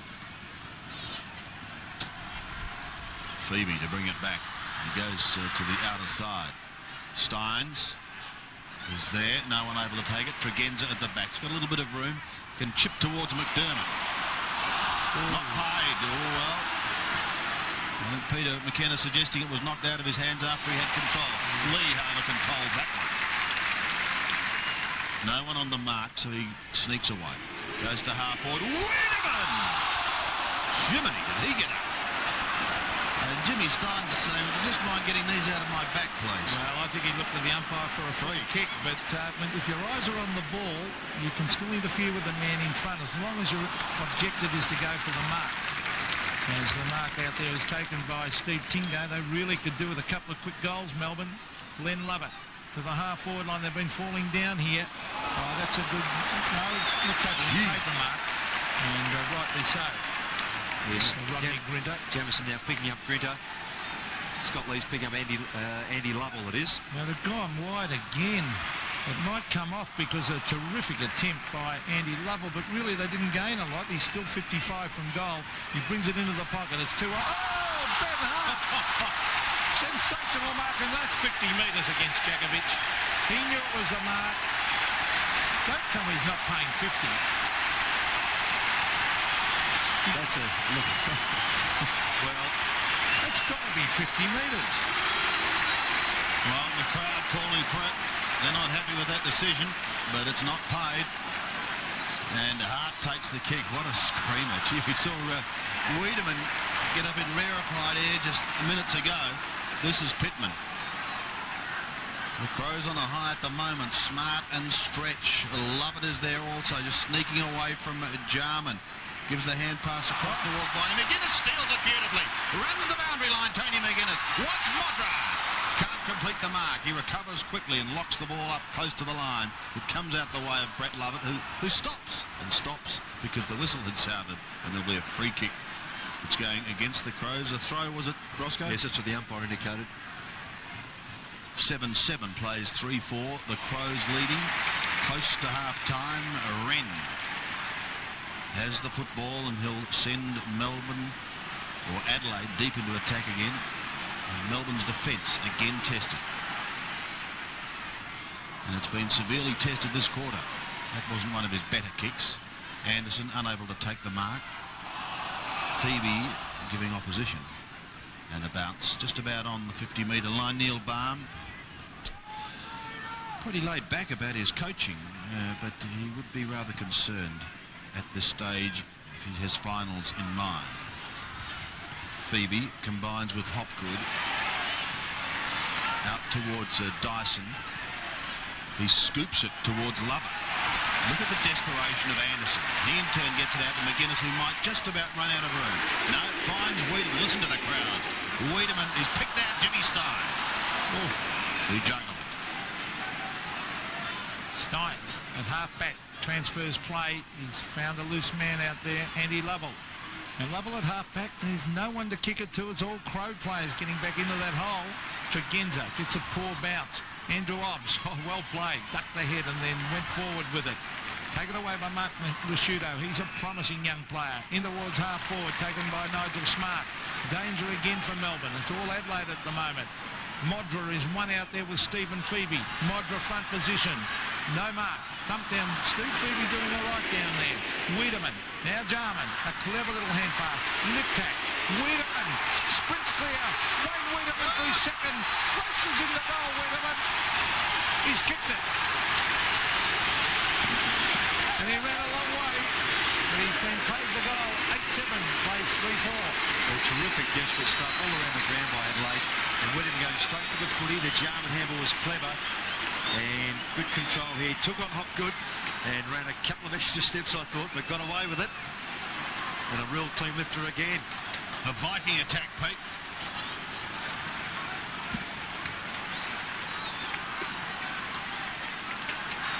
Couple of inspirational goals to Wiedemann, and Adelaide in control. 8-7 to 3-4. There's a Melbourne player limping from the ground. I'll get you to keep an eye on him, Roscoe. Yep. They're in trouble, the Knights. They're in real trouble. Another one's gone down. Oh, that was a hard night. So Cowell, as you can see there, is limping from the ground. Road is back on. Melbourne in trouble at the moment. Dyson's kick down to half forward. They desperately need a score. Lovell can give them one here. And his kick towards goal is away to the right. And one behind only. Well, that's bad news. Cowell being carried from the ground, a knee or ankle. I'm sure that Max Stevens will have some news for us on that shortly. Not good news for Melbourne fans, however. Yeah, Graham Yates is okay now. He was the player that copped one from Wren. He's up. He's been playing on Wiedemann, so not having a good trot at the moment. Yes, that was a very hard knock. His heart kicks out. What a kick. What a monster kick. Straight to Jamison. Jamison, a telling hand pass to Tregenza. They look very good. Look at this. Where's Modra? Pinpoint accuracy. And excellent to watch. Yeah, to get a goal from the kick-out like that, Sandy, without an opposition player touching the footy is terrific stuff. There was some good shepherding from the kick-out, which allowed Jamison to get free. And the run from Tregenza was terrific, and his delivery very good. He's directly in front. He has missed a couple from directly in front tonight. They need this. He sort of lays back a bit on it and just almost tries to guide it through, but one behind only, so he has kicked, Ross, what is that, 2-4? 2-5. So had it been, for example, 5-2, would have just about shut the gate. Not to be. Brett Lovett to the half-back line. Anderson very strong overhead. Off onto the left foot from 60 metres. Greg Anderson, a booming kick, Anderson. Oh, touched or a goal, I think. Yes, a goal. Great play by Anderson. That's his first, and Melbourne in deep trouble. 9-8. plays 3-5. See, their ability to kick a long goal is just outstanding. I mean, Wiedemann kicked a beauty. Now Anderson, from a great mark, as Pete said, he's a very strong player overhead. Plays on. Then from 55, I thought it might have just been touched by Brett Lovett, but goal umpire obviously in the right position. 6 points.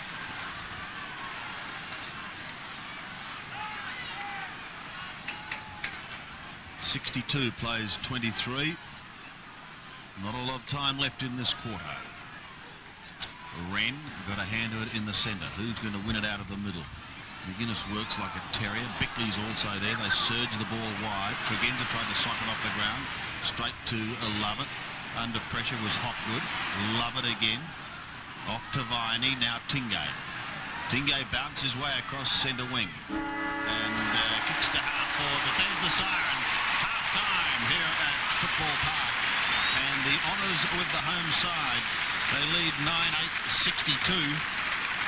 Melbourne a 3-5-23, and in fact Melbourne in that quarter added just 3 behinds, whereas Adelaide booted 5 goals 3, and they've set themselves up to be in a commanding position at halftime. Just repeating the scores for you here at the park. The Crows are 9-8-62, Melbourne 3-5-23. The name of the game is Australia.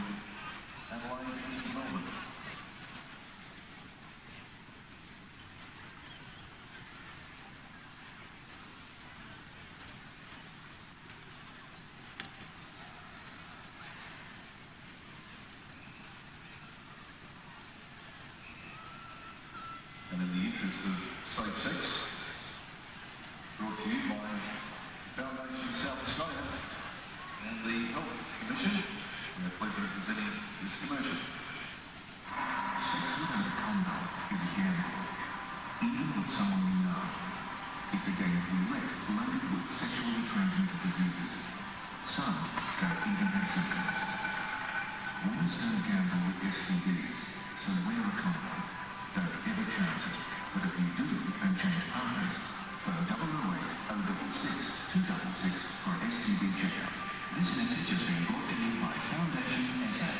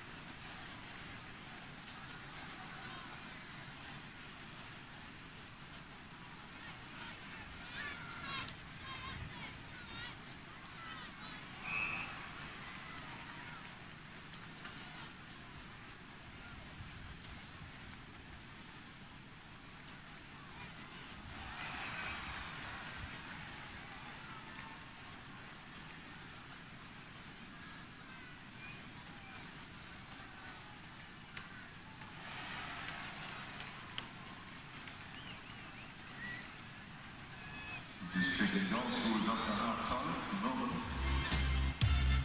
One of these is Stephen Tingay, Andrew Albertson, Andy Muddle, and both of them very strong position. Melbourne kicked their last goal at the 19-minute mark of the first quarter. Adelaide have kicked the last 7. 9-8-62. Melbourne 3-5-23. Today's game is part of the Carlton and United Breweries 1993 AFL Premiership season. Well, 39 points down at half. There goes my pen. At half-time, Roscoe.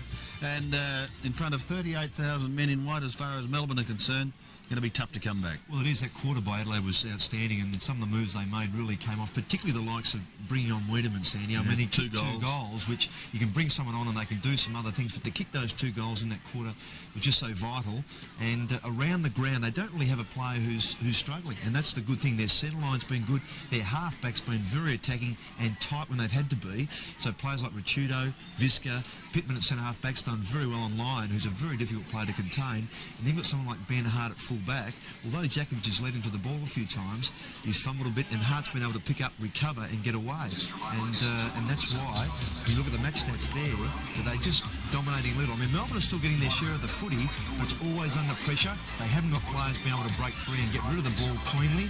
And when you look at centre breaks there, Adelaide have done a little better there. And when they have come out of the centre, they've been purposeful and they've found their mark with their kicks or handball. So, big quarter coming out from Melbourne, Sandy. If they can get back, it's very important.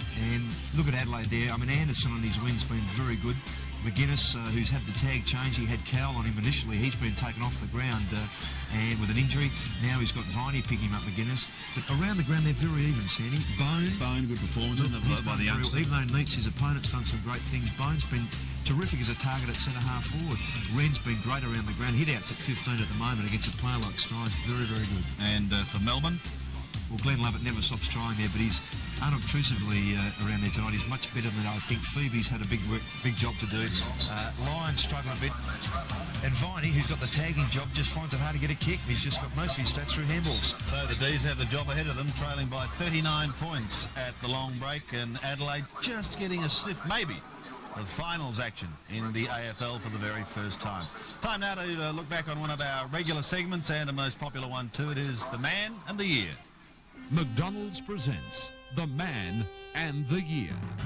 A new generation of football fans would recognise Neil Baum as the placid coach of the Melbourne Football Club.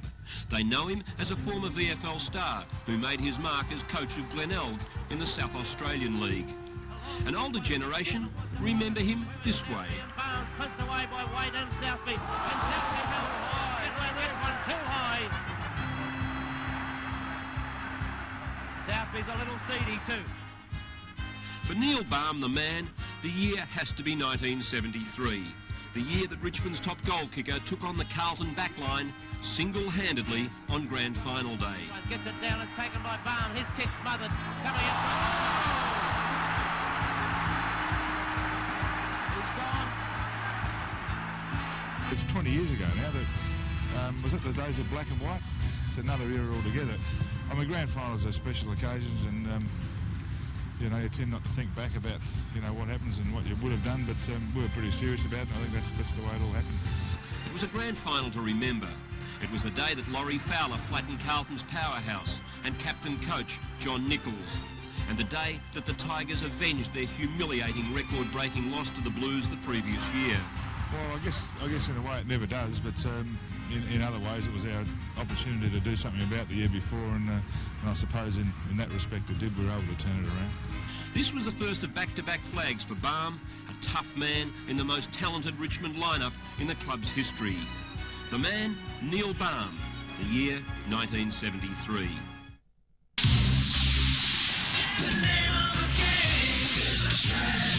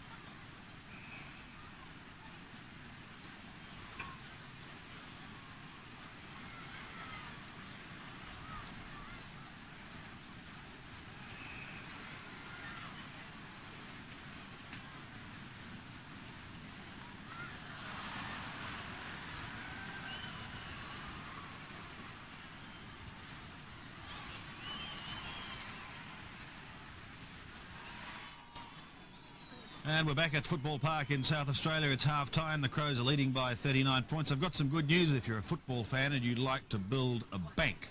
Well, next year you've got the opportunity with a brand new football game, and it could win you, wait for it, a cool $1 million. And all you have to do is be an excellent coach. You have to be able to pick a winner. For more on that, here's John Riddell. Welcome to the Fantasy Football Coaches Scoreline. Next season, AFL footy could be worth $1 million a round to some lucky punters. It all depends on your ability to pick the best team from all the AFL sides. We've got a couple of wingers we've got to pick. No. Matera, Bradley. Quite simply, if the 18 players you pick and place are the highest stat getters for the round, you win the cash. If you're lucky enough to pick the perfect team, pick the best full forward, the best centre-half forward and so on throughout the whole team, you'll be lucky enough to win $1 million. Tennis ace Darren Cale's leading a Crow Eater consortium, which is behind fantasy footy, based on an idea from the United States, where sports fans try to pick the perfect baseball and gridiron teams. You now can sit back and you can pick your own team and you can have a lot of fun against other people, not only in the workplace, but a place where you have a drink and at home, and it really is a good chance to show who is the more knowledgeable football follower. And if you really follow football and you really follow statistics, which is now these days a huge part, you just have to watch television to show how much statistics do take a part in football. And everyone knows that if your player picks up 25 kicks and has 15 handballs, he's had a good game and it's going to show up in the stats. Is this the ultimate footy punting game? Well, I think so. As far as football is concerned, for Aussie rules, it's the ultimate as far as everyone being involved. You become your own coach of your AFL side. And it really does give you a different aspect on going to the football and watching the football. Not only you're watching your favourite team, but you're also watching your favourite players. The game has the backing of Carlton United Breweries and the blessing of the AFL. Entry will be free and you can change your teams weekly on a special phone line, giving you the chance to be the coach and the selector. Centreman, Andrew Jarman. Bit slow, do you reckon? Bit slow. Starting next season, fantasy football will be played right across Australia. Well, it's going to be out next year, and I know Darren Cale's behind that, and good luck to your killer, but gee, I reckon Tatslido just about be easier than that. But watch out for that game. It's certainly going to be a great talking point, and it's going to create a lot of interest. Fantasy football out next year. Good luck to Darren and his team with that. We'll take a break. More shortly from Football Park. The name of the game is Australia.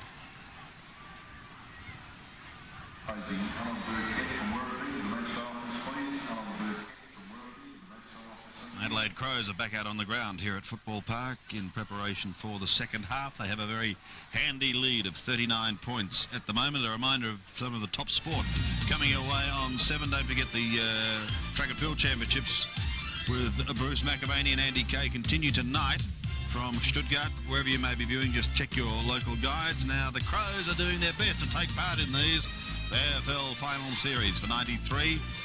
And it all culminates, of course, with that one day in September. Following that, we've got the great race from the mountain, from Bathurst, the Tooheys 1000 on October 3rd. So there it is, some great sport coming your way. But wherever you may be viewing, just check your local guides down on the boundary line. I wonder what success he had at half-time. Maxie, any news? Well, not a lot of success as Melbourne's concerned, as one would expect, Sandy, but I can tell you Darren Cowell, he's got a twisted ankle, but may or could be available to come back onto the ground. Incidentally, they'll be doing drug testing here at Football Park. 2 or 3 players from each side after the game will be required to be drug tested at random. From the Adelaide rooms, Graham Corns has told the Crows that games are won quarter by quarter. They've only won the first half. The third term is of most importance. Out of 50-50 balls that are up for grabs, Adelaide has one possession, 22-15, and he's pretty pleased with that, particularly in that second quarter. Big rap for Wayne Wiedemann. Many could suggest he was at the crossroads over the last couple of weeks. Andrew Jarman again coming on at the 26-minute mark. That's exactly the same time as he came on against Fitzroy. He did a lot of work and did work well despite Adelaide losing that game.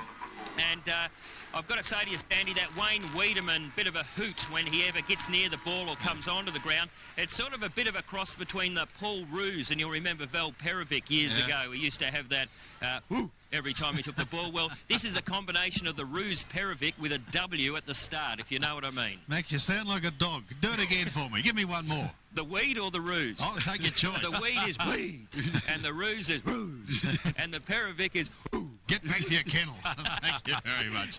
Maxie Stevens down there on the boundary line. And well, some interesting stats from Graham Corns at half-time, but I sincerely hope that Neil Baum, Ross, can get his charges up in this third quarter and make a real game of it. Yes, it's often been the important one, Sandy. Obviously, every quarter is important, but after a deficit like that at half-time, you've got to show something in this third quarter. And that stat that Max read out is one that's been taken for some time by coaches, and it is such an important one that they say when the ball is in dispute, who's going to be the better at getting it. And that stat is a very good one, worked in favour of Adelaide. But if Melbourne can turn it around in this quarter, I'm not sure if we're going to get any rain. It's looking a little bit ominous at the moment. However, it just could be a quarter they can lift, and it could make all the difference to their finals aspirations. Tony Modra has just the 2 goals to date. He's been off target, though. Wayne Wiedemann has also booted 2, both in the second quarter when he came on in a blaze of glory. Well, Melbourne didn't score a goal in that second quarter. 3 behinds. Cowell's actually back on the ground, so well, that's good news. Yes, because he's a lively type that they need to match the leg speed of Adelaide. Melbourne have to do a lot better up forward now. That man on screen, Jakovic, really has to fire for them because Ben Hart's a very good player at fullback. So just about set to go with Wren, who's done an excellent job. He and Steins have had a great duel on the ball. Wren tends to really charge at these opening bounces. Let's see what happens in the middle.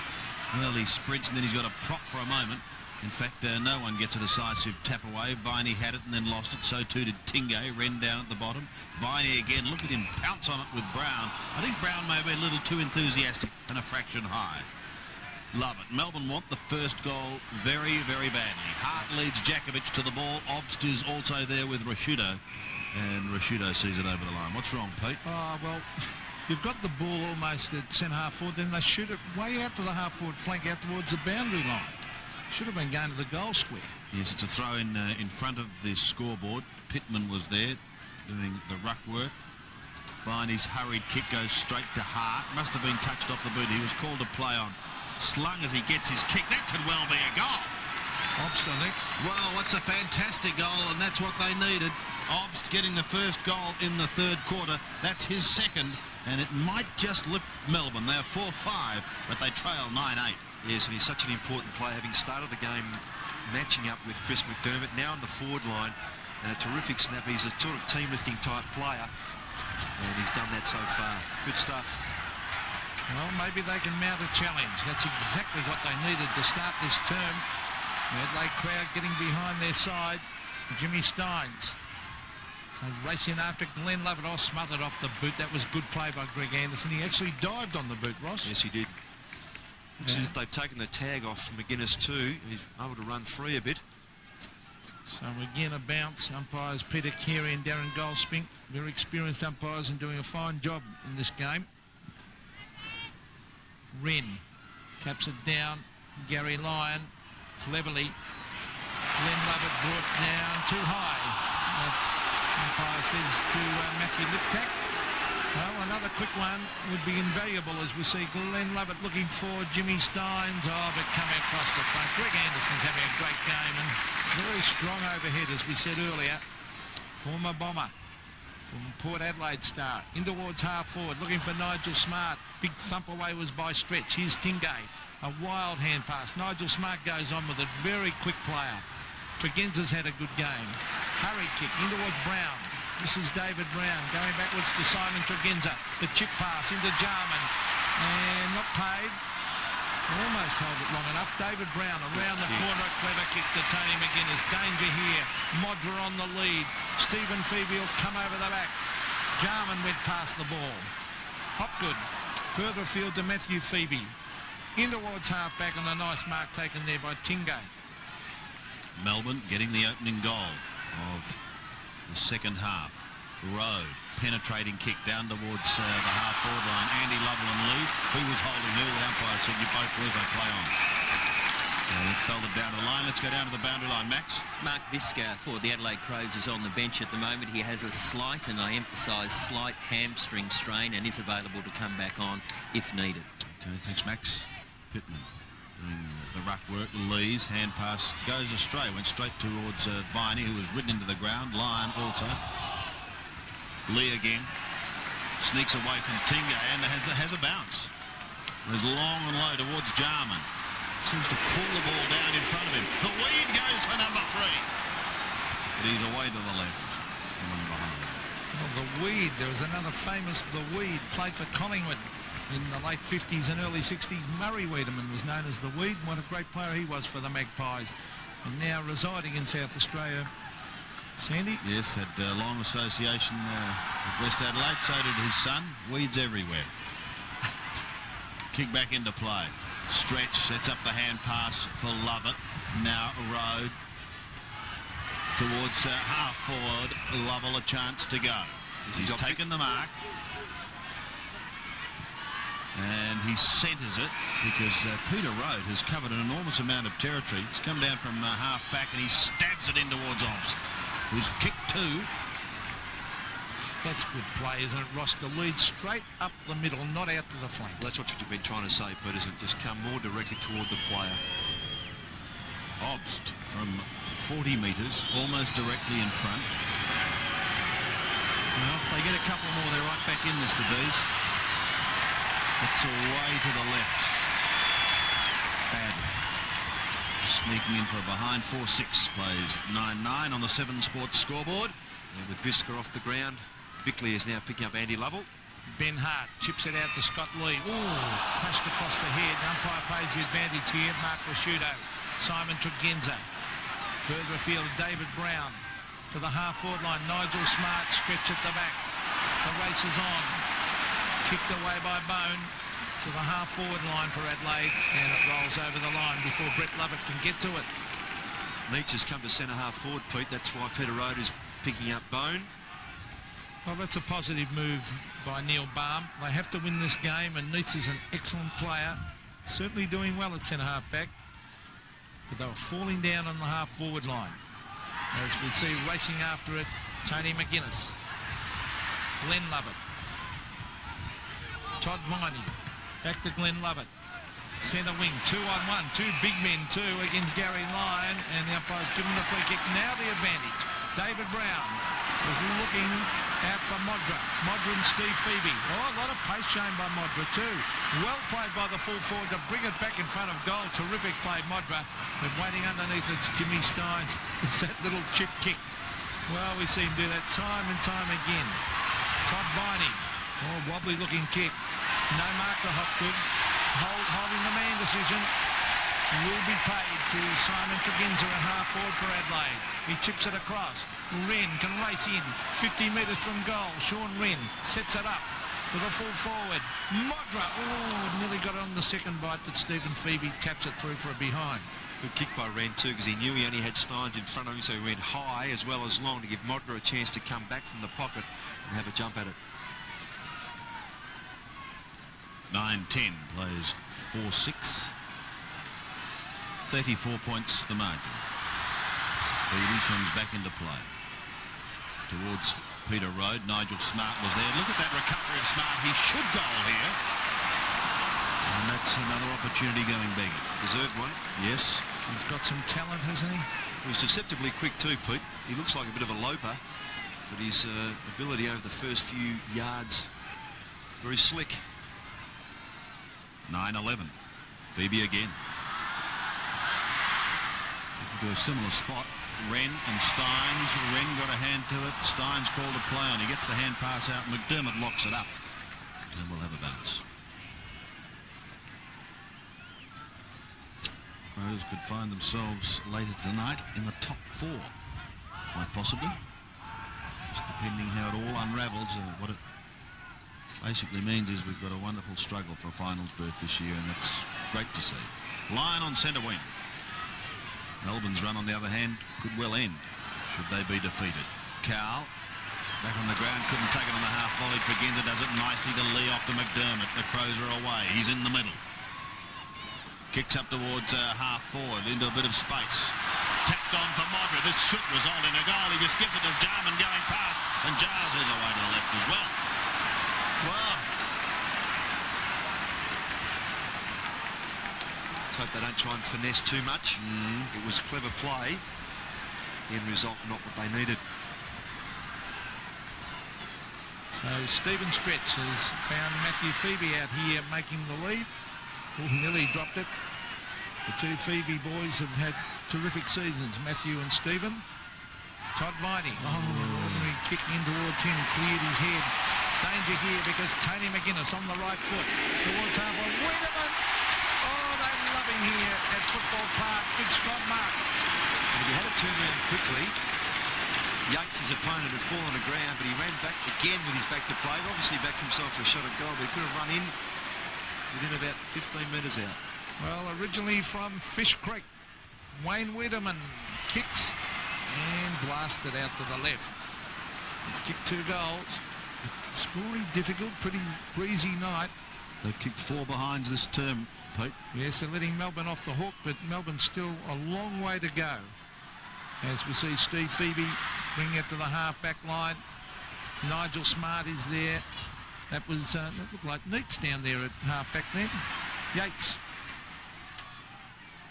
Tapped further afield. Jamison intercepting was Todd Viney. On to Stephen Stretch. Stretch to the half-forward line. It clears the pack. Here's Jakovic. Oh, he looked up. He went without it. He was off before he actually had the ball. Ben Hart. Well played. Mark Bickley. Now it's Brown. David Brown, dummies. Now brings it in on the left foot towards half-forward. He's kicked. Oh, Steins has dropped the sitter. Oh, danger here because Bones got it. On to Smart. Nigel Smart brings it in towards Jarman. It clears his head. Modra is there to lend a hand. Tony Modra. Well played, Stephen Phoebe. As he takes the ball away, he's doing pretty well at fullback. In towards Hopgood, and he finds him at the half-back line. Goes over the top. Love it. Glenn Lovett. Up to right half forward, and Andy Lovell takes the mark. Jakovic leads into the pocket. He ignores him and heads towards Obst at half forward. Fisted away from him. Line a chance. Picks it up now. Goes over the top towards Neats. Rides one bump. Rides another and bends back a beauty for a much-needed goal.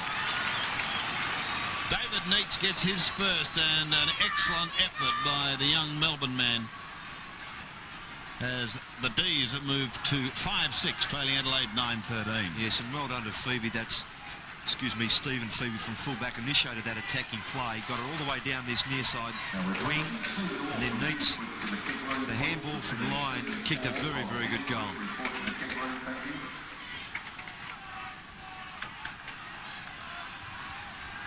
Well, a little sniff of it for Melbourne. Just a couple more quick goals and they'd be right in this.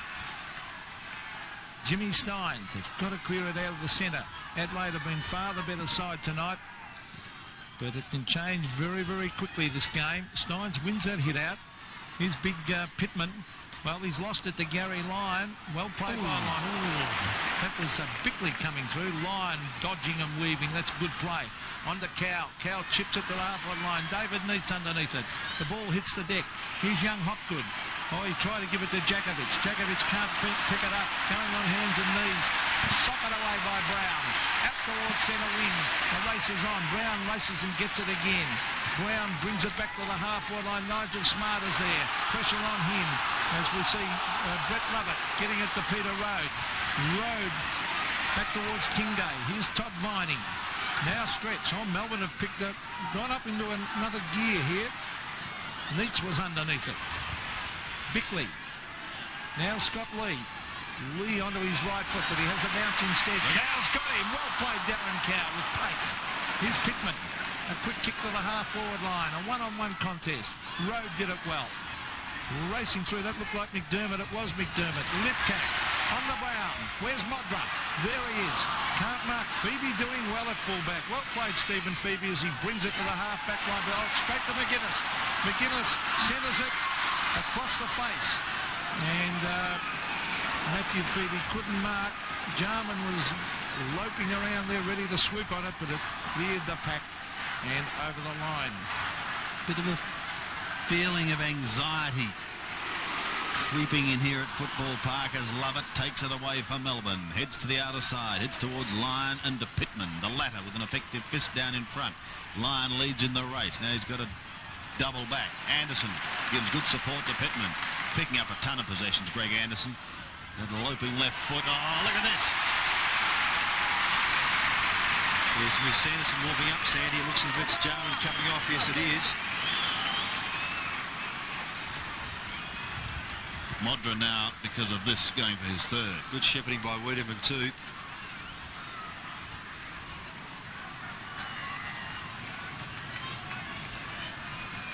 .30 metres out, but on a fairly tight angle as Jarman leaves the arena. Brendan Sanderson is back on. Modra shoots, and Modra goals.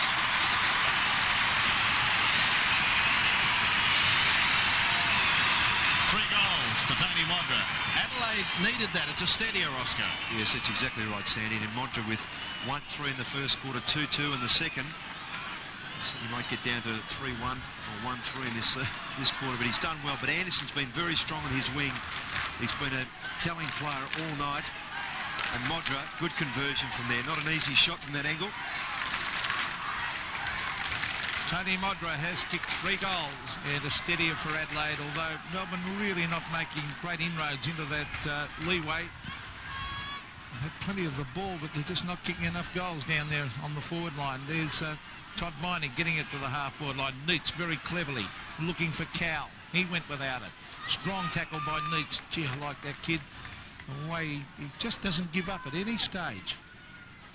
Andrew Jarman looks on. He's having a few spells here and there on the interchange. Pittman gets it to Lee.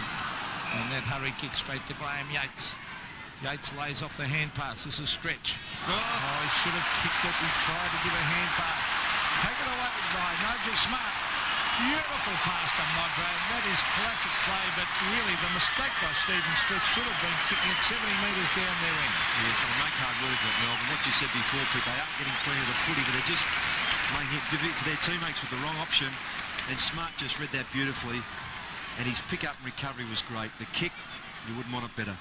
Modra for goal number 4 from directly in front. Kicks, it's out to the right, and very difficult up that end to score goals. And he's missed another one. That's 6 behinds, I think. Correct. Roscoe. 4 goals, 3 goals, 6. Give him 4 goals anyway, Pete. Correct. Great mathematician, Roscoe. See you next to a school teacher. Wren comes over the top with a powerful fist. Melbourne now needing a couple badly as Dyson gets the hand pass away to Glenn Lovett. Stretch runs through the middle and kicks beautifully up towards half forward. Hart got a hand to it for the Crows. Couldn't take the mark, and a bounce will take place 35 metres out from the Melbourne scoring zone. They booted only 5-6 in the game to date. If you've just joined us, Adelaide leads 10-14, 74. The D's 5-6, 36.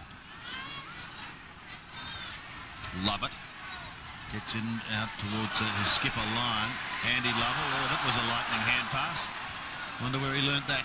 Hopgood. High kick. Glenn Lovett. He might have a shot here. And he's drifted it across the face and in fact has gone out of bounds on the full. Hart will bring it back into play and he wastes no time. Quickly on. Gets the hand pass away to Rashudo. Kicks up towards Wren. Now he's got a hectare, this man. And he uses it. Almost. To half forward. Wiedemann came through without the football initially. Now he goes in once again. Tries to farm it out. Might get a free kick for a push.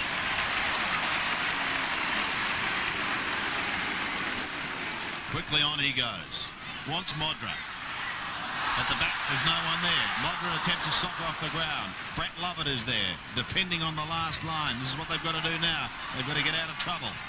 The Yates to the half-back line. The two 12s, Viney and Tregenza. The Melbourne man is superior on this occasion. Hopgood, close to the boundary line on centre wing, and his kick is even closer. Looking for Andy Lovell, he goes out on the full, and it'll be Mark Bickley to bring it back into play. To the tractor, David Brown. Gets his kick up towards half forward, fisted away from Road. Was he held? He was, Sandy. And he'll take a free kick at half-back. Pete? Peter Road. He's played a number of games on the forward line this year. Former Carlton player to half forward. They've gone wide again, Melbourne. Here's Tregenza. He went without it. Hopgood needs some support. He's got it from Glenn Lovett. Well played. Oh, gets himself into trouble. Smothered off the boot by Tony McGuinness. They won't kick the ball, Melbourne. Now a chance. Gary Lyon comes through the pack, but a free kick in the meantime will go the way. I think Ben Hart will take this. No, he won't. McDermott, I should say. Chris McDermott at half-back.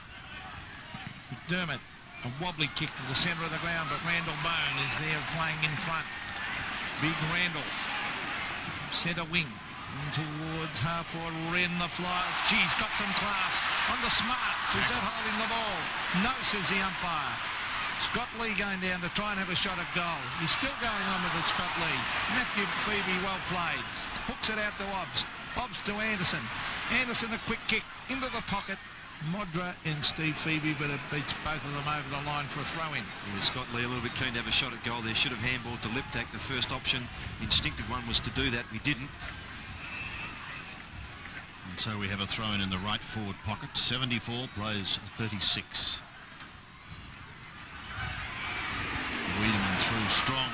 Ball spills free. Lovett at the bottom of the pack. Wiedemann asked the question. Trying to get through was Dyson. Prior ball.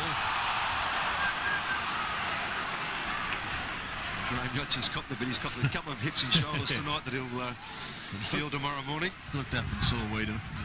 So I think I'll just walk past, actually. So a bounce in the right forward pocket for the Crows. Tingay has front spot. Brown there with him. Close to the boundary line.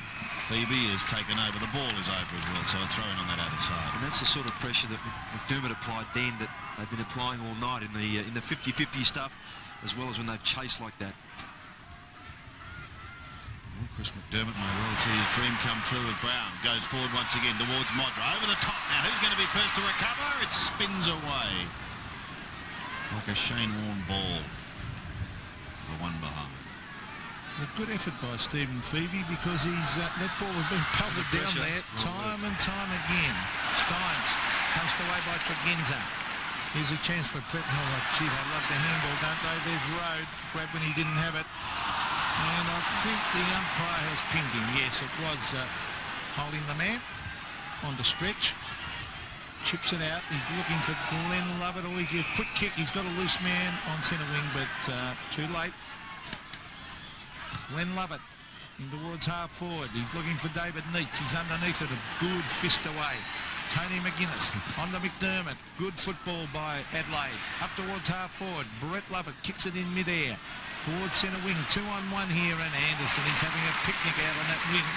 Rick Anderson chips it in. Wiedemann!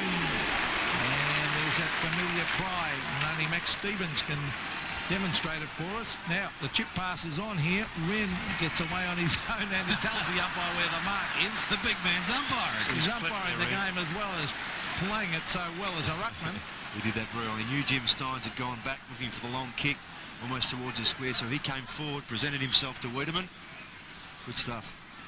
So I'd probably say still a doubt about the distance for Sean Wren. He's got a kick from right on 50. Let's see if it holds up in the breeze. Oh, not a bad looking kick. Just starts to hold up. Did it clear the pack for a goal? Let's have a look at 1 point only. Crowd were roaring. He missed to the right. Like a sales pitch, really. They were trying to sell the umpire, but he wasn't conned. One behind. 26 scoring shots to 11. They've really dominated. 10-16. A lot of missed opportunities. Tingay. Well, he took a courageous mark earlier in the game, but just failed to hold that one. Road, but look at the pro determination. McDermott, Tregenza over the top of his hand pass went to Lovett. Tingay again at the bottom of the pack, holds it in. And the umpire comes in and is... Well, I reckon he changed his mind, the umpire. He's given it the way of the D's. Hopgood kicks towards Lovett and Brown. Now the latter took it at the second attempt over the line. So a throw-in to take place. As Matthew Robin, well, he'd dearly love to be out there, but gone for the year. It was a cruel blow for him because he's just starting to assert his authority in this lineup. Look out, David Brown. He gets it back to McGuinness, who pumps it long and direct. Modra got a hand to it. Lovett now forced to defend stoutly. And he does, but the kicks drop very short. It's taken by Wiedemann. The wild man breaks free, gives the hand pass away. This could be a nail in the Melbourne coffin. No, Sanderson has missed. And one behind only. Well, opportunities like that, Roscoe, are going begging. Yes, a bit like that last week too, Sandy. They kicked a number of points and only losing by 5 at the end of the game. It was disappointing for them, obviously. And they're controlling the game at the moment. They're not that... the game isn't as close as it was last week, but by the same token, their percentage can be very important, particularly if they win this game. If they win it well, they could finish up in third posse. And here's the kick in. Steins or courage shown by Bone. Now there was a clash of heads. That's a head clash, and they're both down. Oh, that's a nasty sight. Blood pouring out. Well, it was Jimmy Steins, yes, I think who was down and blood pouring out of his head. So that's a nasty head clash, that. They're going to have to stop this, surely. Oh, yes. Now, the umpire... They must stop it. Now, this is... Stretches are being called for. Come on.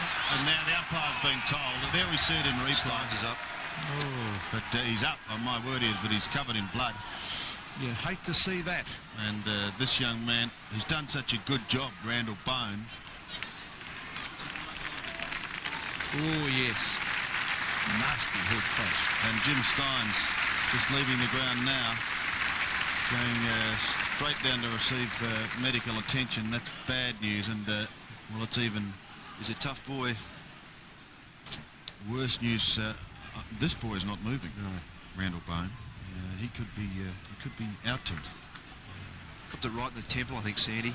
Oh, that's reminiscent of the Richard Osborne one. And the worst thing in football, that. Yeah, just one of those clash. Freak accidents. Well, it looks as though he is conscious, and that is excellent news. In fact, he's going to seat himself on the stretcher, so that is one piece of positive news anyway. And doesn't appear to be bleeding, not that I could see, so he may have just suffered what could be called an almighty headache come the morning. But he's done a lot, this former South Adelaide player. Certainly done his job, and that's not the sort of thing we like to see. So Big Jim Steins is sidelined, and so too Randall Bone.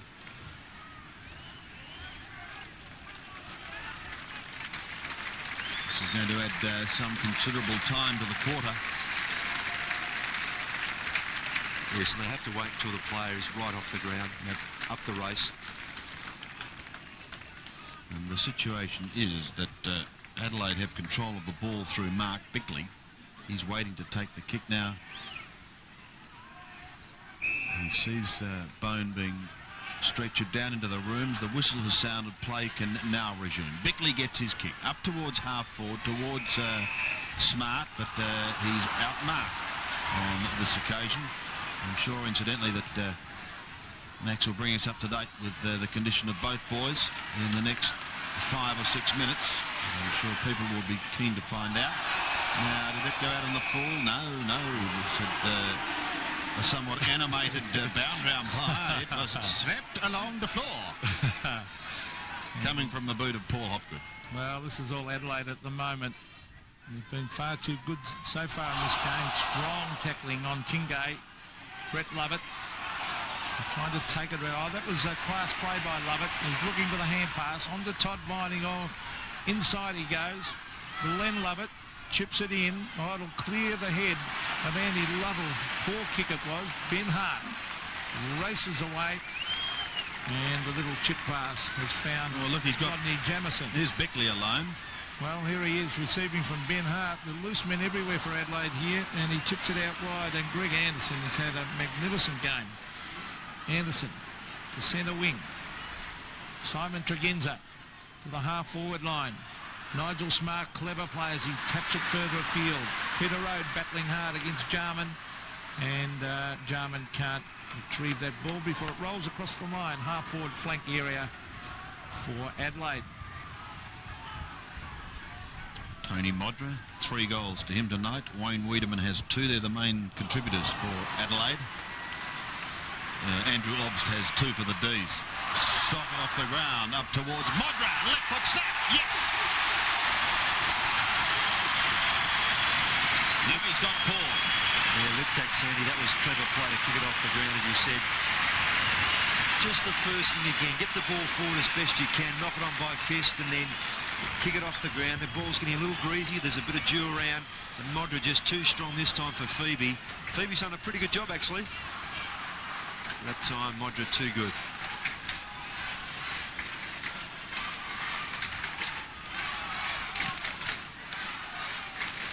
So the Crows extend their lead. 83 plays 36, and out of the middle it's Tregenza who gives it to McGuinness. A high kick up towards the half-forward line. 3 Melbourne players are there, however. But the D's need some scoring done pretty badly. Dyson takes the hand pass. He started on the bench, kicks up towards the half-forward line. Hart chanced his arm there and couldn't quite take it on the half volley. Here's his opponent, Jakovic. A left foot snap as he goes to ground. This is going to be close, away to the left. 1 behind. The Melbourne players are appealing for a handball then. 4 behinds to Jakovic in his comeback. It's interesting too with Randall Bone going off, Sandy. If he is unable to come back on, which he looked pretty groggy, they've also got Visca on the sideline with a bit of a hammy, as Max said. They might be unable if someone else goes down to replace him. Quite right. Ben Hart being well on top of Jakovic in this match. Yeah, Scott Lee gets it to Brown. Brown round the corner. Oh, here he is again, Greg Anderson. 15 kicks he's had, 8 marks. Now to the half-forward line. Smart slips over, but Liptak is there. The swoop on the ball, on the left foot. Centres, that is a very good kick by Liptak. Still a chance for the Crows. Kevin Dyson, though, read it beautifully. He's got a loose man out here at half-back. Glenn Lovett, he finds him. Hand pass over the top. This is Hopgood.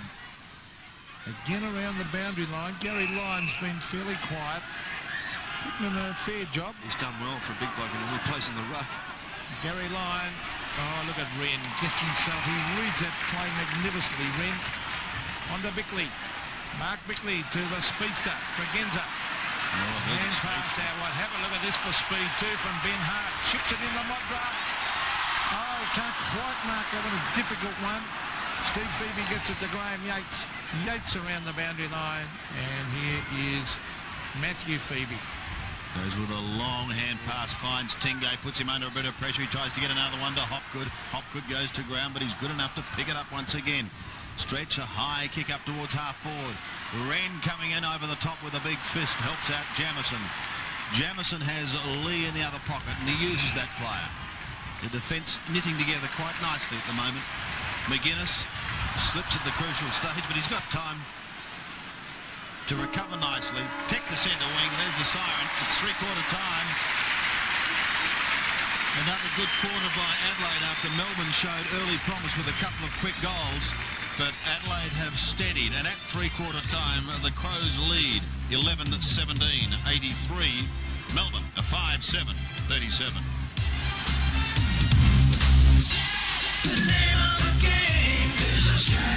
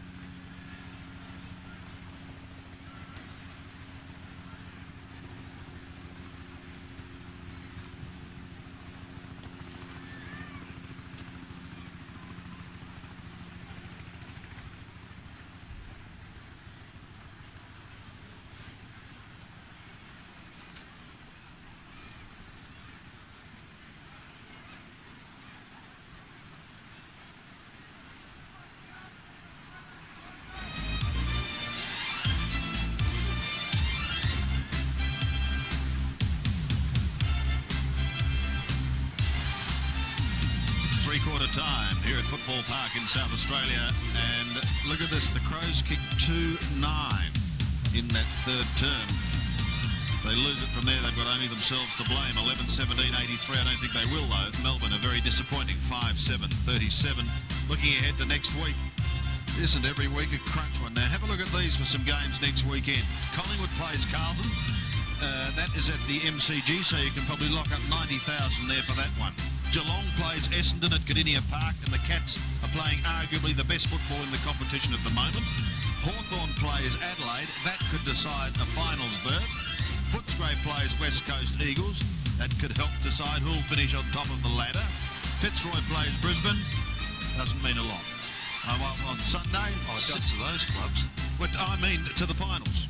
I know that, of course it does to them, but not to the finals race. On Sunday, Sydney plays North Melbourne and Richmond plays Melbourne.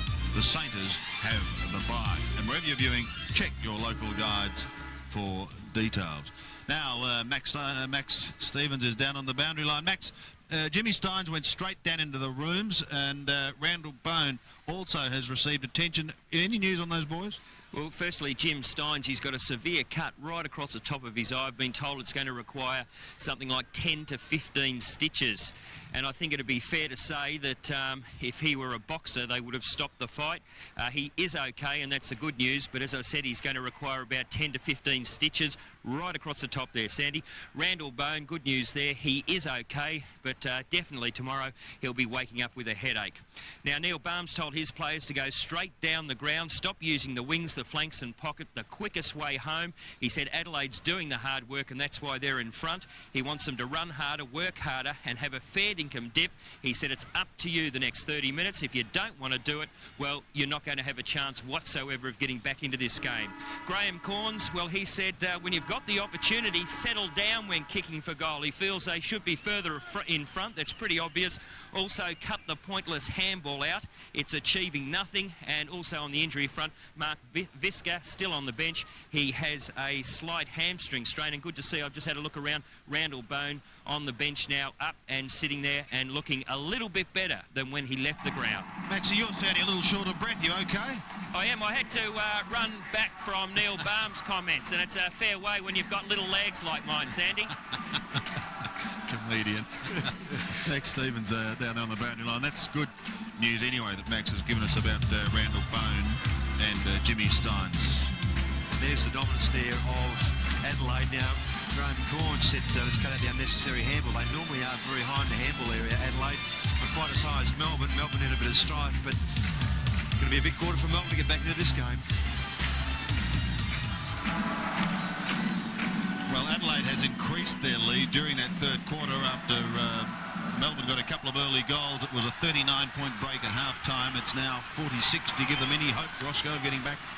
Well, they've got to lift themselves so much all around the ground, Sandy. I just can't see them. There's not one player that really is shone out as someone who can lift and take control of this game or give them some drive, particularly through the centre. They've really missed that tonight.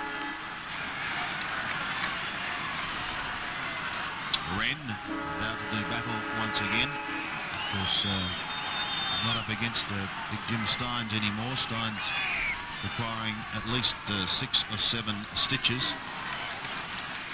Liptak gives it across to McGuinness, who pumps a high kick to start proceedings down to half-forward. Road almost took it in front of Jarman. He's had the better of him since he's been on the ground. Towards Hopgood he goes with Tregenza, but it's over the line on the outer side and another throw-in. And, well, Bone might have bitten his tongue when the clash of heads took place, but he doesn't appear too bad. That's very good news from the Crows' point of view anyway.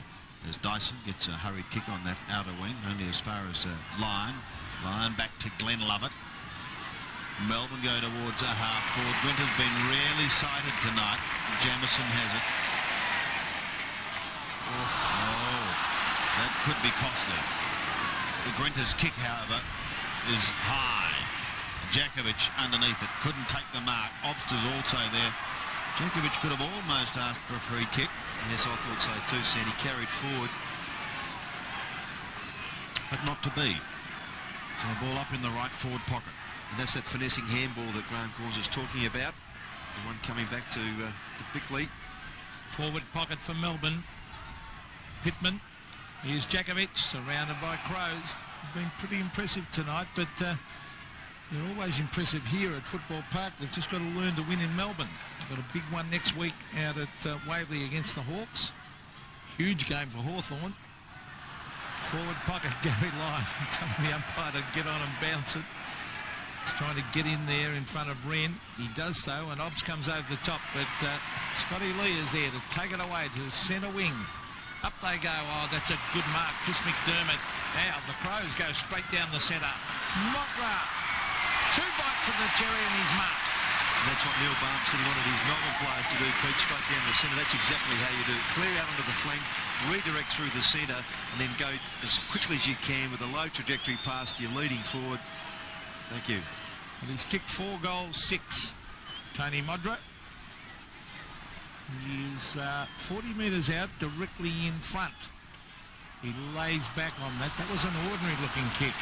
And he really has kicked poorly tonight. Well, that's because he has, Pete, exactly what you said. He's leaned back a bit, which you don't do. As you know, you lean forward and you kick through the ball with a good momentum in your run-up. And he's done the opposite to that tonight on a few occasions. Well, invaluable advice from the Brownlow medalist. I think the cheque will be in the mail during the week from Tony Modra. Roscoe? Love it. It's tried hard all night. 20 kicks. Goes up towards Lyon on centre wing, who charges at the ball. Hopgood is there also. Tregenza just gets a little toe poke forward away from him towards Jamison. Back again. This looks dangerous. Smart's inside 50. Chip in towards half forward. But beaten for the ball on this occasion was Matthew Liptak, and it's gone to Graham Yates. Yates out to the half-back line. David Neitz kicked the goal in the third quarter. We'll have to do the big man work now because Steins is no longer with us on the ground at the moment. There's Glenn Lovett. Almost shepherded that ball over the line. How do you do, sir? Hope you're enjoying it. I'm sure they are if they're Crow supporters anyway, Pete. Certainly. Oh, they've been impressive, Adelaide, tonight. McDermott, high kick. Jarman. Well, tried to position the body and he almost got there. In there once again goes Jones. Oh, well done. Out to David Brown and he kicks a goal. They're working on percentage now. The Crows. Brown gets his first for the night. Roscoe? And again, that indecisive kick from Neitz just makes it difficult for his teammate to get the footy. The ball changed over. Jarman worked very hard in that 50-50 ball again, which they were talking about at half-time, Max mentioned. You win possession, you get the ball off, Brown kicks a goal, you're in further trouble. Well, just what the doctor ordered for Adelaide, and certainly what Melbourne did not want. Got it, mate. So, Neitz against Reho's that clever player in. He taps it back towards half forward. That was Sanderson. Now it's Brown. He's Wren. Look at that. Dodging and weaving back to Brown. In towards half forward, and the mark is being taken by Liptak. Matthew Liptak will look for Modra. Modra on the lead. It's out in front of him. What can he do? The full foot. Oh, good hand pass. On to Sanderson. He's brought to the ground. Well played by Tingay. Desperate play by Tingay. Brett Lovett. Umpire Welly Toom around Matthew Phoebe, and the umpire waved him on, playing the advantage. Glenn Lovett to the half-forward line. They've fallen down here tonight. Holding decision, which way? Advantage play. It was going Melbourne's way to Ox. Here's Andy Lovell centering the ball. He's looking for Grinter. Grinter's been very quiet. Lee gets in a hand pass. Here's Jakovic. Caught. Gets in a hand pass. A good one too. Andrew Obbs from directly in front. Chips it in. No mark to Melbourne. Socket off the ground. That could be a goal. No. One behind only to the Demons. It's a real struggle for them. Pete, that kick from Andy Love was another example. He kicked it behind the lead of Grinter rather than giving Grinter some chance to get the footy. He put it behind, which gave the Adelaide Crow player a chance. Crowd, incidentally, tonight as Rashudo goes from the back pocket towards centre wing to McDermott of 46,310. Oh, packed it out again. Yet another sellout. But, wonderful that it's so strong in South Australia.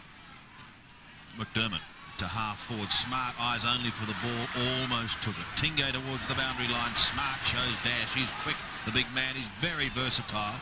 Gets the hand pass away towards Sanderson. He's under pressure, but he's able to get his kick in towards full forward. Over the back it goes. Road gets a hand to him and eventually pushes it over the line from behind. 12-19, look at that. 31 scoring shots to 13. Really does tell the story of the night.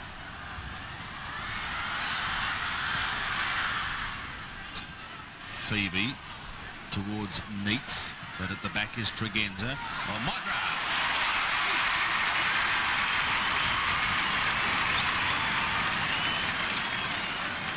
Would you back it this time, Pete? 30 metres out, slide yes. angle. Yeah, I would, Pete. This time. 4-6 to his credit at the moment. We could race Ross Glendinning down there to give him a quick kicking lesson to make a certainty of it though, Sandy.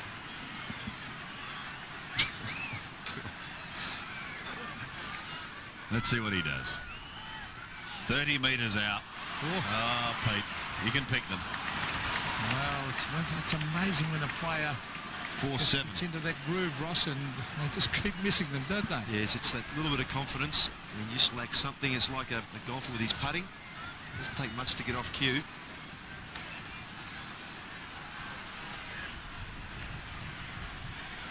Now, Melbourne have got to get something from this kickoff. They've been very ordinary at getting the advantage from their kickoff. They've had plenty of chances, 20 kickoffs.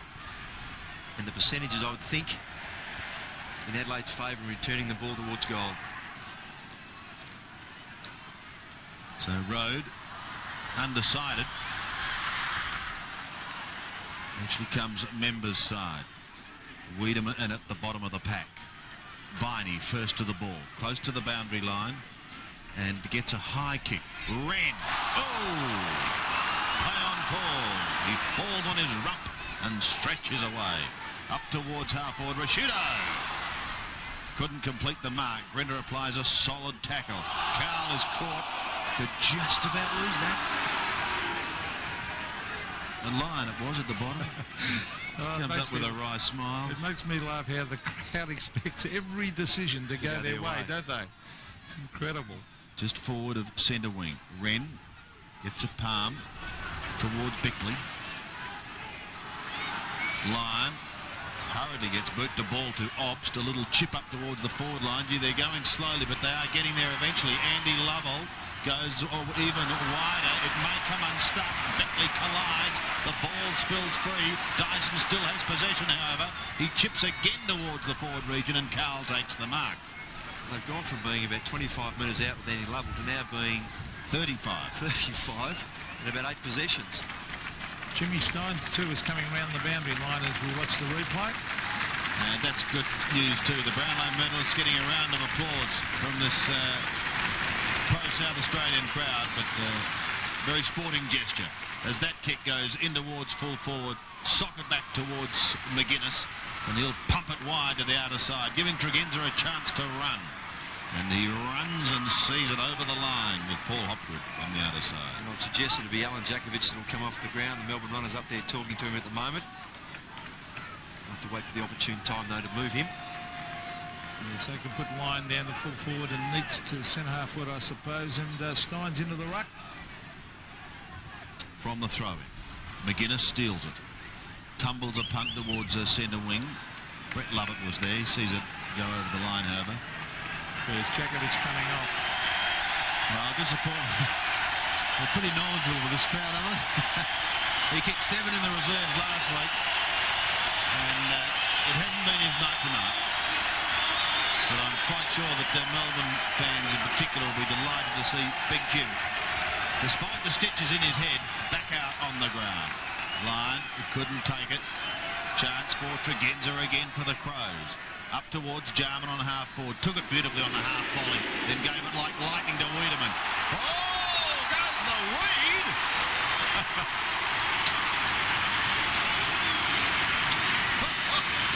You want a long goal? Cock this, he says.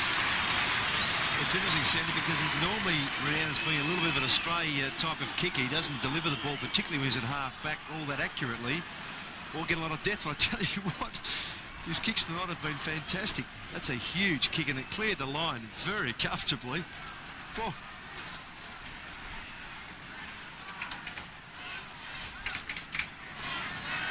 Wayne Wiedemann has kicked 3 after starting the game on interchange. And Adelaide, well, they're just doing as they like at the moment. Dyson went without it. Lip tackle. Wiedemann again. Brett Lovett comes through centre. Handball out to Glenn Lovett. Lyon versus Pittman. Pittman, a disciplined game. Punching the ball to ground. Lyon again goes to ground. Umpire calls play on. Here's Big Pittman. Can't control the ball as diving after it is Phoebe. It's Matthew Phoebe, half forward for Melbourne. Disappointing display by Melbourne. Really, this was their last chance. And they've been well and truly beaten here by Adelaide tonight. Here's Chris McDermott. On to McGuinness. Scott Lee. Tony McGuinness again. And he took the ball over the line. So it'll be a throw-in at half forward for Melbourne. Let's go down to the boundary line for another report. Here's Max. I've just been told Jimmy Steins has had about between 8 and 10 stitches. A brave effort to come back on, Sandy. Thank you, Max. Yes, and well, it's good to see him back anyway. Obst. The ball held. Just a few starting to trickle out of this crowd at 46,310. They can leave with the knowledge that their side is going to record another victory here at Football Park tonight.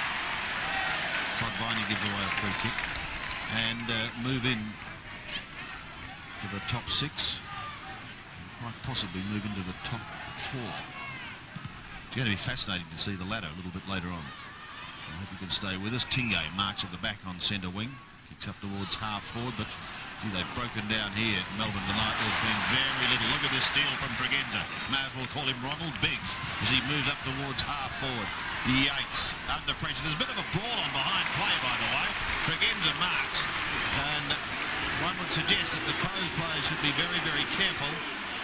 As you can see, they're just carrying on a bit like pork chops at the moment. Modra can't complete the mark. We'll stay with this action as minor Barney dissipates. Stretch and Wiedemann having a few words. Weed was just telling him about that last goal, wasn't he? Neats. Yates at the bottom. Jarman there too.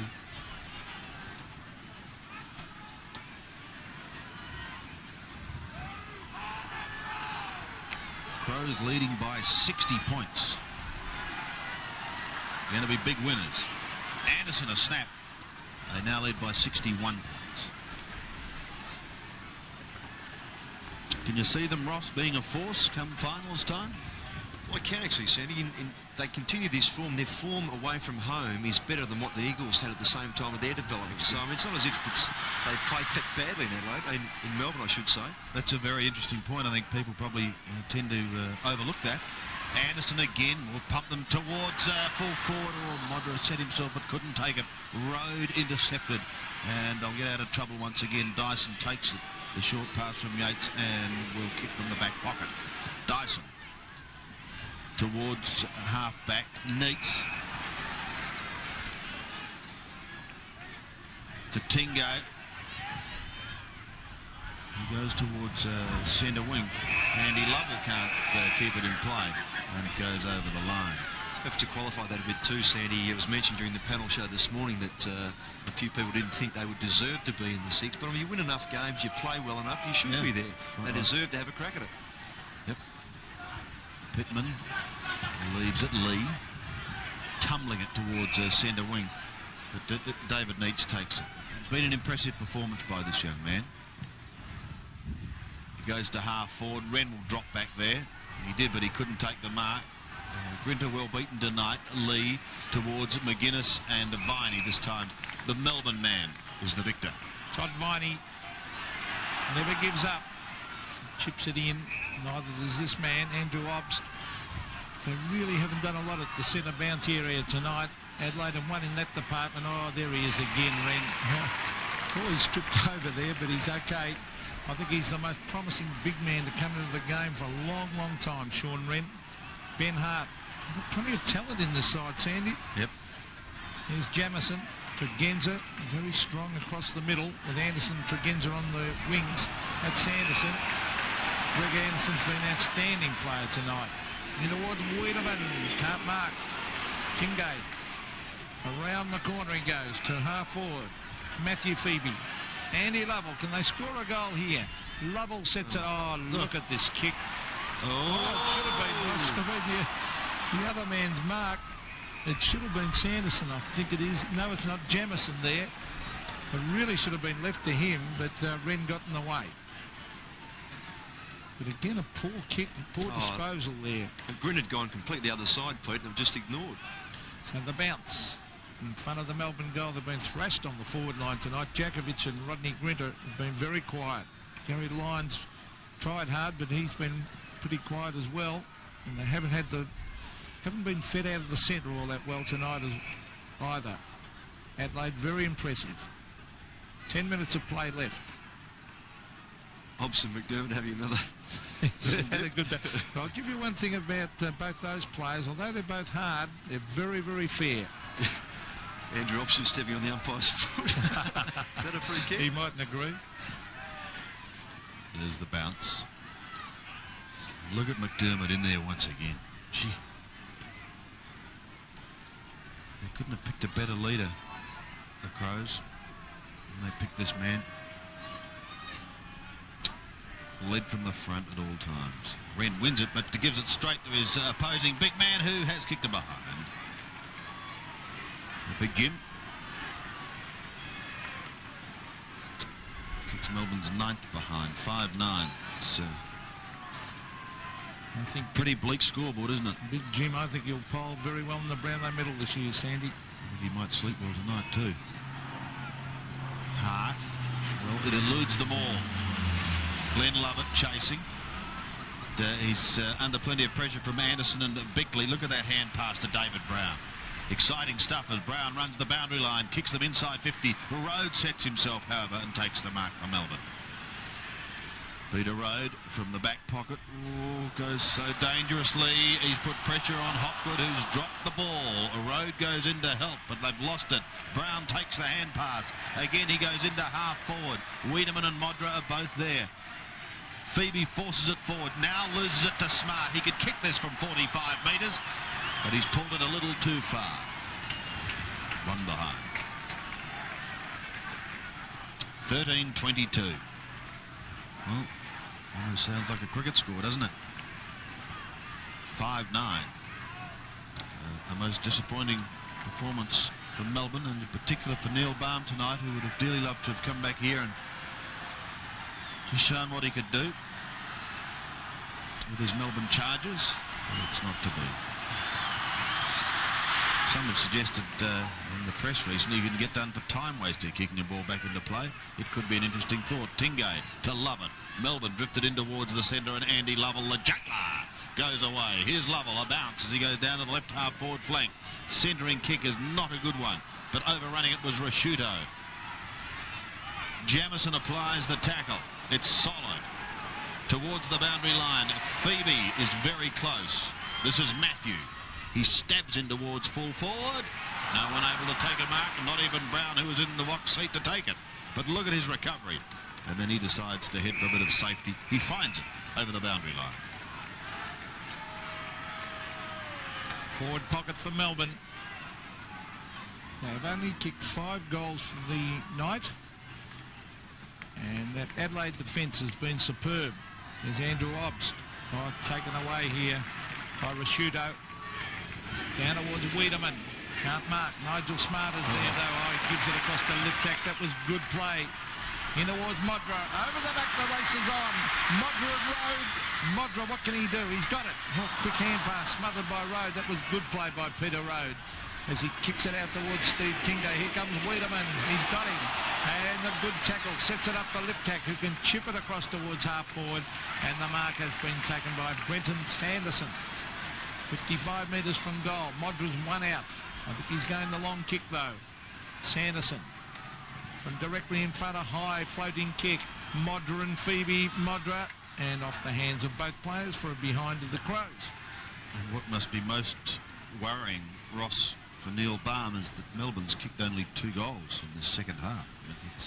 Yeah, they've really dropped away, Sandy, which is credit to Adelaide. Their pressure's been very consistent and constant. But, gee, I mean, they really, even like this, they can't get much from a kick-out, Sandy. As I said before, they've had plenty of chances, 23 of them. In fact, 2 so far in the second half, and booted only 3 in the first half. 3-5 at half-time. Goalless in the second quarter. Love it. Wide. Anderson has been superb all night. Got a hand to that too. Lyon is there, so too Phoebe. Anderson beat 2 of them. That's how well he's been going. And here comes the weed. Off to McGuinness, may go back again to the weed. Now he might kick this. He's a left footer from 55. Well, he went for the doctor. The goal umpire went to ground, and the one behind is the result. The crowd love that, don't they? Yes, and Tony McGuinness just acknowledging he should have handballed to Wiedemann. The other thing too, Sandy, on that point is their form coming into this game, Melbourne. That is, had a bye last week. The game before that was Brisbane. The Bears at Melbourne. Cricket ground on a Sunday. They didn't play particularly well, Melbourne, in that game. So they were just a bit underdone, really. Tingay marks at halfback. Drifts it into the middle. Brett Lovett, Andy Lovell. Just gets his kick in time. Down towards the half-forward line. Cowell takes it eventually. But they're zigzagging from one side of the ground to the other. Grinter takes the mark. Been a quiet night for Rodney Grinter tonight. But he hasn't been on his own. 4 kicks, 4 marks. Grinter 40 metres out, almost directly in front, and he has put through Melbourne's 6th goal. And it is Rodney Grinter's first. So Melbourne are 6-9-45, but they trail Adelaide 13-24-102. Yes, well, they can salvage something, but not a lot. The horses bolted quite completely. Not much chance at all for Melbourne to, other than some players now perhaps playing for their position, which isn't a good thing. It's still very much a team game. They've just lost the plot all around the ground.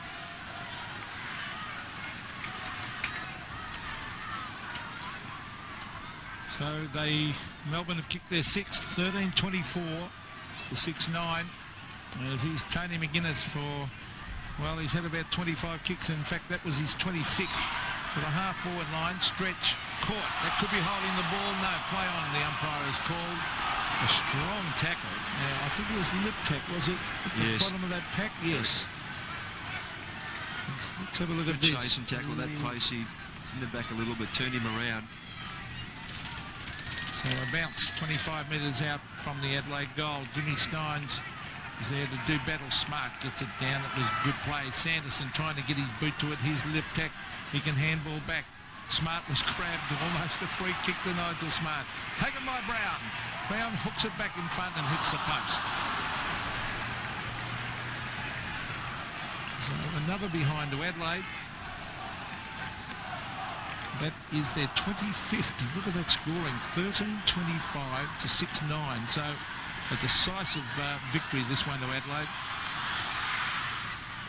Straight down the middle. Viney pulled off the ball, couldn't take it cleanly. Oh, here's a chance for Jarman. He's been on and off the bench, and they've just registered their 26th behind. 13-26, 39 effective scoring shots to 15. It's been a one-sided affair. Phoebe again. Kicks straight down the middle. Mark almost to Wren. Steins working hard. Phoebe gives it across to Lovett. That was Matthew Phoebe. Lovett's kick up towards Grinter. He goes to ground, loses the football. Obbs tried to get it out. So to Andy Lovell. Is he clear? No, he's not. A cry of ball. Another cry of ball, and eventually a bounce will take place. Under 3.5 minutes remaining now.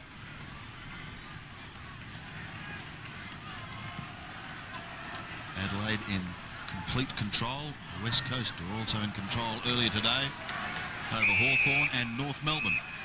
Getting back on the winners list, far too good for the Tigers. There are 3 winners in these 3 big games in round 20 on this Sunday. Lyon do the ruck work up against Wren. Wren won it, but Lyon took it out. Down towards Andy Lovell in the pocket. He's going to run out of room. Still in play. And eventually McGuinness sees it over.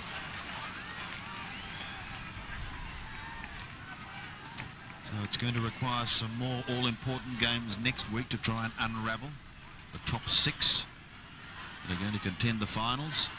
Here's Glenn Lovett. Oh, he's pulled that round his body very nicely indeed. But he's kicked only a behind. He's probably been their best player, and he's had probably, I'd say, 30-odd touches. Very close to that, and he's battled very hard, but they just haven't been able to capitalise on his hard work. Rodney Jamieson chips it in, and another mark. Well, there's Greg Anderson. Great game. 9 marks, 19 kicks, 5 handballs. Wiedemann, socket away by Gary Lyon. Jimmy Stein showing some soccer skills as well to the half-forward line, but this is where they've fallen down badly tonight. Melbourne, that was Greg Anderson, another kick. That was kick number 20. So centre wing, another throw-in. And the Melbourne players will be glad to get off the ground, I think. It's been a pretty ordinary effort. Wren grabs it out of that ruck contest onto Tony McGuinness. Quick kick lands in the hands of Brett Lovett. Now Lovett clears it out towards half forward. Andy Lovell at the back. Jarman, great handball of Bickley. to the half-forward line. And Nigel Smart, a diving mark. And he'll go the long kick here. Modra is one out. Now he brings it out wide to the half-forward line. Modra! Yes. Terrific lead. And a great kick by Smart. Yes, so Smart to take that mark initially was quite outstanding. His athleticism has been well recorded, but the pace at this stage of the game, terrific. And see how he got up so quickly, turned around, and then waited for the lead from Modra, who pushed himself a fair way in the pocket. Actually, could have come up the ground a bit further. And Sandy, would you back him this time? Put you in the hot seat. Yes. Well, he's kicked 4. 4-7. The odds suggest that he could. Well, here's the kick from Tony Modra. Oh, he's missed it again. Is that 4-8, Ross? Correct, Pete. 4 goals, 8. And he is not happy with himself, even though the side has had a terrific victory. Glad we're not professional punters, Pete. To half-back. Stretch in front of Anderson. No one able to take the mark. Viney. Wide on the half-back. Inside to Tingay. Melbourne will be put out of their misery in just a couple of minutes. Love it. Oh, it is misery. Dyson can't pick it up.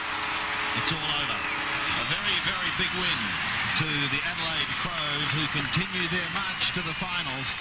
13-27. Quite an extraordinary scoreboard. 13-27, 105 to a very disappointing 6-10. 46 to the Melbourne side. Wiedemann booted 3. Modra kicked 4 goals, 8.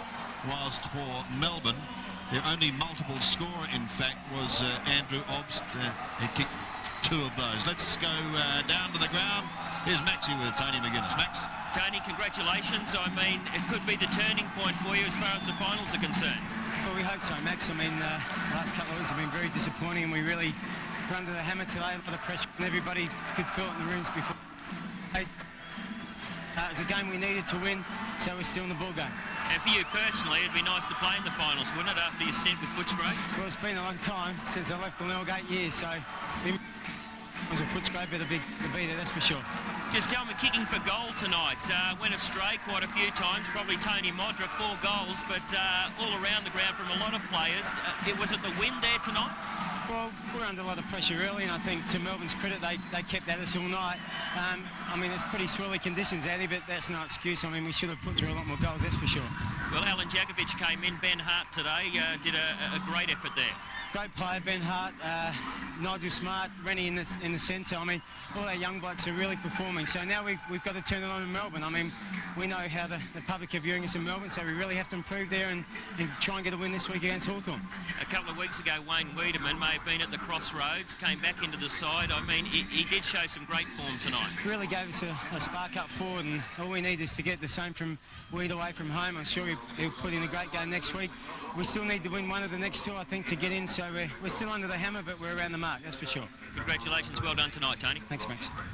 Yes, thank you, Max, with Tony McGuinness. Yes, they are threatening. There is no doubt about that. Just checking the final score once again. Adelaide are big winners, 13-27, 105. Melbourne, 6-10, 46.